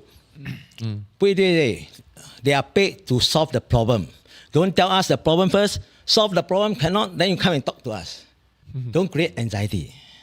Also, you're talking about like the Trump tariff situation. That But isn't that asking the government to be less transparent? No. Look here, they have an agreement. Let them do the job. Right? They haven't even do the job. They tell everybody, oh, problem. We don't need a person. If you are an employer, you don't need an employee keep telling you problem. You want your employee to take action until really exhausted. Right? Then, okay, boss, I think we need experts. Yunkai, do you agree with that? Absolutely. Yeah. So I think before I joined SDA, I also posted up a mini forward, right. Before I entered SDA, I also want to have my own manifesto. So in that so-called forward, right, I also mentioned that we don't need ministers repeating headlines, right. So what I felt that we need leaders who come up with solutions. So I think my thoughts and Mr. Desmond Lim thoughts happen to be very in line, right? And that's why from the start I always say that I need to find a party, and I joined SDA is because our values align. So at the end of the day, our thinking is the same, and even if it's a discussion on the same topic, our answers are most likely to be the same, right? So I also agree with Mr. Desmond Lim that the PM should have done a better job, right, in finding the solutions first, instead of just repeating the headlines. And also, I also mentioned that, Mr. Lawrence Wong said that Singapore is a miracle. And I literally wrote there, Singapore is not a miracle, right? It's through hard work and all the grit and all the effort that is put in by our forefathers, right? It might be a miracle if...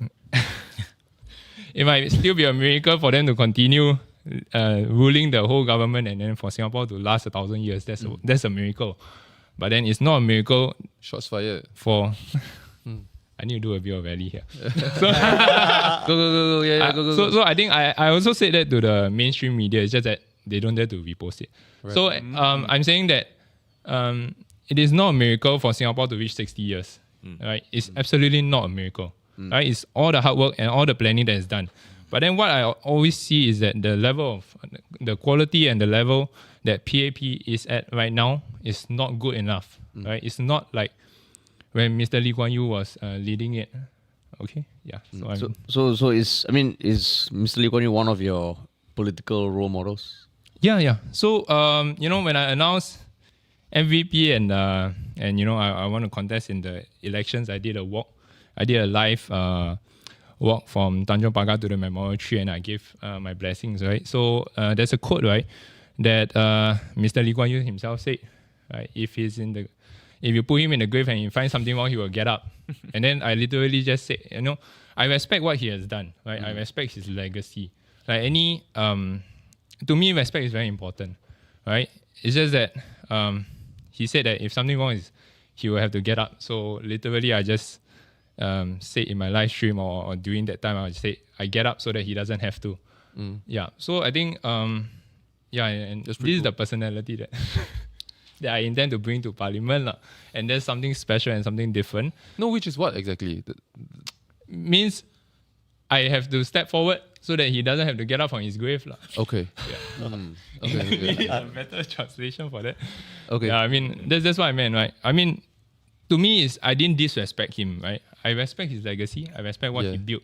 But now I'm just saying that the current PAP is not good enough. That's what I'm saying. Yeah. Okay. Before you leave, do you have a question for our next guest? It's going to be SDB candidate Irwin Shah. Oh. You ask? Oh. Can be simple one. Simple one. Or you can tell us later also can.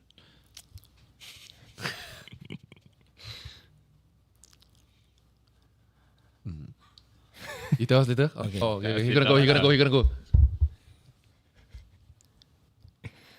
Please, for the sake of Operation Unity, for this round, is actually nothing can be done.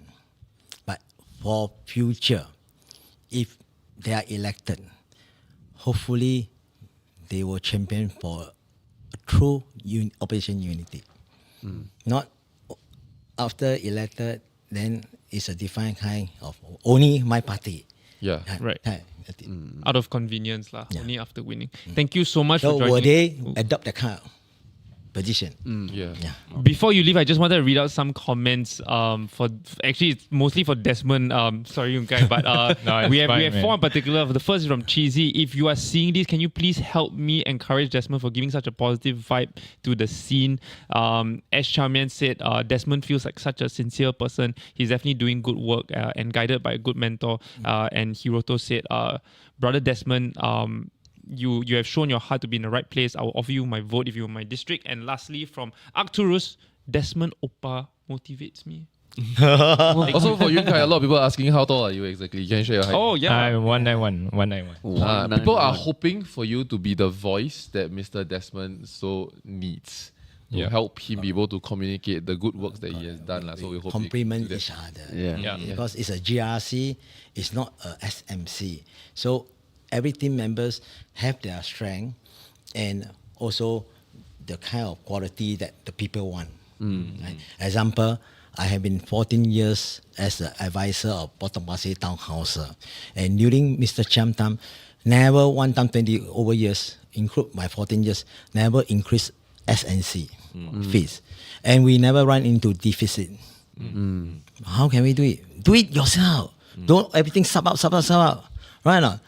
That is a way that you cut down the cost and you can control the cost and you make sure that no wastage on those unnecessary projects. Right. I mean, can I just say congrats that you all found a way to work together, Yeah. in spite of the height difference and just in the way you present yourselves. The t-shirt is brand new. I think you just took it out from the plastic. Your Neo not even say But you're walking the talk on diversity of viewpoints and all that. Yeah. Thank you so much for joining us, Okay. Desmond and Yunkai. Thank you. Thank you, man. Thank you. Yeah. Thank you. No. So I think, sorry, you guys can take your leave. Thank you so much for joining us. Thank you very much. Just before we end the stream, we wanted to spend about 5 minutes maybe just discussing with our guest host. Nice to finally meet you. Okay, thank you. 191. 191. Thank you so much. Thank you. Nice to meet you. All the best. Thank Our you. seat warmers coming back. Yeah, it's like, no. No. Yeah, they paise. Yeah. So what do you guys think? Lim Tean first, was he exactly what you thought he would be or surprise? Wow, what a storyteller, man. Like, I mean, Still had a lot of questions. I wish we had more time. I also, I felt there were certain gaps between like Russia and the vision to join politics, and then after that, like I didn't really understand the links between some of those. Yeah, and I think the other also that people were saying in the comment section was maybe his numbers, and unfortunately we couldn't live fact check it. But there might be a POFMA law. You might get the first podcast POFMA, and it will be on our channel. It won't be the first one. Oh yeah, not this election. You're gonna No. Speaking from lived experience. No, but yeah, there were a lot of. It's like one of those things that you agree with free healthcare, you agree with free education, Yeah. but that leap from like there's a budget to getting there. That's the whole thing about execution. If he's right, then perhaps he's found the money. He's gonna drain that money from many other charities and endowments. But if he's right, he's saying we're not paying extra taxes. Yeah. The money is already there. It just can be better used. Yeah. To me, the way I saw it is that he is almost adamant on his style, which he has proven election after election that Singaporeans do not resonate with. Yeah. And if you think you have a very good plan and you are for the people, and you being in parliament is so good for the people, and you are in service of the people, right? Yeah. Why don't you tweak your style so that you can actually serve the people? Yeah, and that's why when I hear conviction politician, I mean, there's a very positive side to it, but a negative side is like you have so much conviction that it's almost you're too deep to retract lah. Yeah. And it's either you have to keep at it because otherwise you lose everything that your psyche is built on lah. But do you all see the lawyer from Raja and Tan, the partner and everything? I did. I mean, the voice lah, The voice.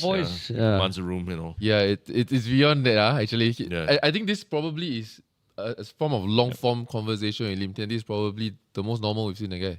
Yeah, That's true. Yeah. He might go on Facebook after this. Maybe we are already getting That's the rare thing about we don't know. It's outside. Oh man. No, but I would say the contrast between the guests is extreme. That's true. If we were to make a spectrum today, we already have done both ends. Like, I mean, you listen to Desmond, you can't not like him lah. You can't. You told me beforehand that he's so likable, but I was like, okay lah, we'll see. But he's damn likable lah. Yeah, dude, he looks. You know, 面包超人. He looks like 面包超人. I cannot unsee that. What's that? I can't even translate that. What's that? I'm then confused why they don't want to put his face as like, on the posters. and Really, he should be everything. the logo. Exactly, and they're making some interesting decisions, which is like changing the color last minute, like midway through campaign. To another party color. Exactly. Is that Yeah. Irwin Ng's influence lah? Like he came in and he said he wants to help them with marketing. Maybe that's him. And I think that was quite interesting was that I brought up the memes, and then Yun Kai's immediate answer was, I need to change that. And I don't know if they do, because I think they're getting a lot more attention and awareness because of it. Yeah. I think that was I think you had a setup for Yun Kai as well as that someone, when you join Desmond, what do you think you bring to the party? And I think we were expecting some of he's going to help with comms and he's going to help with perhaps communicating a lot of stuff. Yeah. And then he talked about his youthful energy and his personality, right? Yeah. So I mean, I wish Yun Kai all the best, but I think maybe didn't get the core of what is driving him lah. Yeah, perhaps the stream was just too short. But you're Yeah. convinced that, from a joke MVP kind of style party, now he's serious and he's with like SDA and all. Are you convinced? I don't know, and I think similar to you guys, actually, when he DM'd us, we didn't know whether he was being serious or not. And the first indication was actually when he went onto Prof Walid's podcast, and that was like, oh, okay, if Prof Walid is going to give him his time, let's see what it's all about. And I remember Prof Walid interrogating almost about like, what are your policies, what are your stance on certain things, and he couldn't quite answer those questions, and they were quite basic questions for almost any candidate. I think today, even though he didn't really answer a lot of the questions head on, I feel like he was a lot more put together, and I don't know how much of that was maybe some prep time with SDA. So I do like him though. Like as a person, we had a WhatsApp relationship for like a week and a half. Right? Wow. That's about it. That's about it. I think he's a nice guy. I absolutely. I don't think he phrased it right. In that everyone from every walk of life have a chance to step in to get the mandate to serve. Yeah. I think he's got that part down. I somewhat agree with that statement, but I do feel like as a young man, not because he's young, but he has a lot more to figure out and learn. I think what might do him some good is actually a ministry attachment. to figure out what's going on in I don't think he'll say yes. no shit. I think you might be the missing piece in this SDA alliance. They need someone like you to translate all their ideas for them in Into Chinese. Chinese lah. translating from Chinese to English. I always write Chinese subs. That's what I do in this company. All right, before we leave, guys, is there anything that you guys want to plug, things that you're doing, the party bus in case any of you... Yeah, I mean, Yes. like the thing with the party bus is we're going every day, like 3 to 4 GRCs, sometimes 5 or SMCs. The night before we put out the exact locations we're going to be at. Yeah. I mean, if you go to our website, yahlahbut.com, our rough schedule is there already. So you can kind of know which constituency we're going to hit. And the night before, if you sign up for the newsletter, we'll tell you exactly, okay, this car park we'll park here and we'll be around there. And like some listeners have come and taken photos and it's nice. Are they allowed to join your podcast? Not the podcast. I mean, it happened once on the first thing and it really was that guy, what's his name? Because the podcast itself. So what we're doing is the podcast still remains like Terrence and I dissecting the news, but throughout the day we are recording a lot of Insta stories and IG reels of us talking to people on the ground. I So see. that's the fun part. That is so exciting. I've been following that since your launch. It's Yeah, fun, and fun. I've seen the website. It's really cute. You get to track the bus. So Yeah, the if you haven't checked it out yet, go check But it out. isn't it awesome? This is the podcast election, right? Every one of us, we're all doing something different. Yes. Like coming Yeah, always. yeah. How many news outlets came to y'all and asked y'all for a comment on podcast on Yeah, election, like right? for you guys also, right? Yeah. I mean, honestly, every time we ask for a code, then your names are there, lor. Oh, yeah. No, but yeah, it's awesome. Like that. This is fun. Yeah. I think what we're trying to do also is something different. And, Yeah. the mainstream media, in fact, is looking at us and like, hey, what the hell's going on? How Yeah, come it's that's nice to this? see the diversity in terms of what people are trying. Like a bit like Desmond and Yun Kai, that kind of thing. That's really an alliance. You can It's really, really an alliance. is. It's a real alliance. So speaking of podcasts, hopefully all of you have enjoyed today's episode. Thank you so much for joining us, the boys from Yah Lah BUT, and thank you so much for watching. Thank you for This having was us. day 3 of the TDK GE2025 livestream. We're going to take a short break over the weekend, and we'll be back on Monday, Tuesday, and Wednesday from with candidates from SDP. We've got 4 candidates from WP, and Including a surprise candidate that you might be very excited for. we won't tell you who until the very last minute. Join us next week. We'll see you in the next one. Bye bye.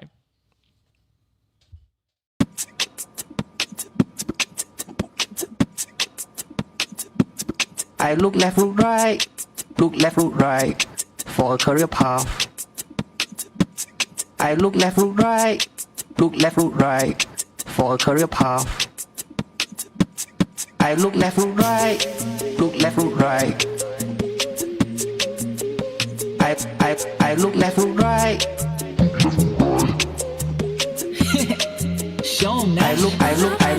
Left, right, left, right.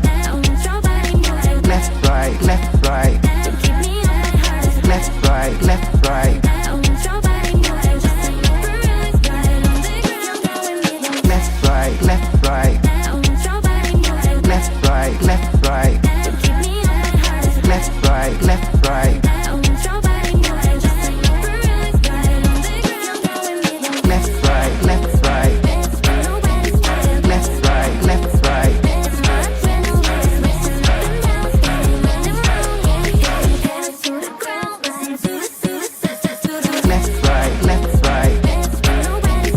Left, right, left, right.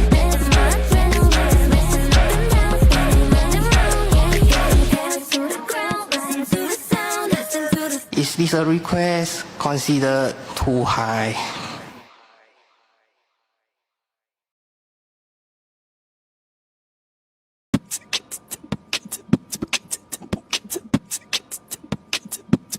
I look left, look right, for a career path.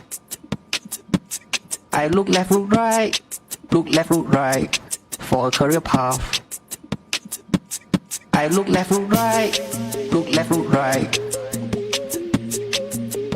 I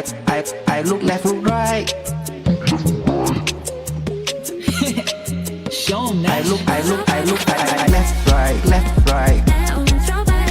Left, right, left, right. Left, right, left, right. Left, right, left, right. Left, right, left, right. Left, right, left, right. Left, right, left, right.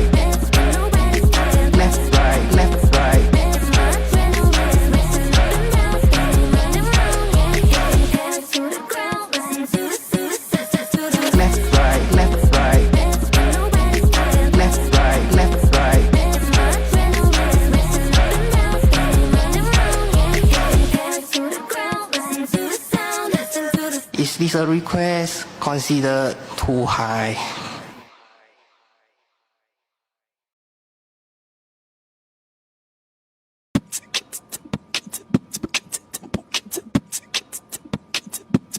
I look left, look right, look left, look right for a career path. I look left, look right, look left, look right for a career path. I look left, look right, look left, look right. I look left, look right.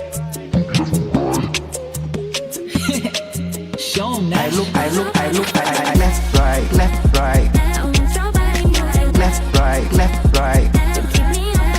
Left, right, left, right. Left, right, left, right. Left, right, left, right. Left, right, left, right. Left, right, left, right. Left, right, left, right. Left,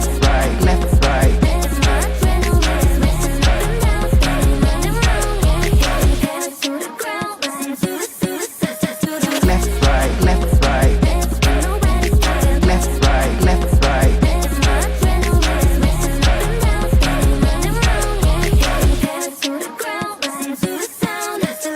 Is this a request considered too high?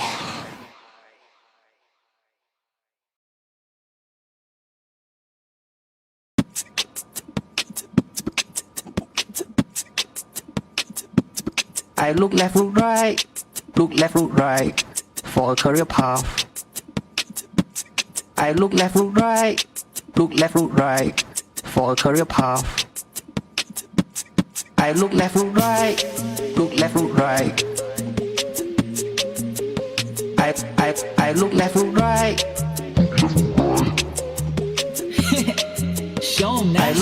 I look, left, right, left, right.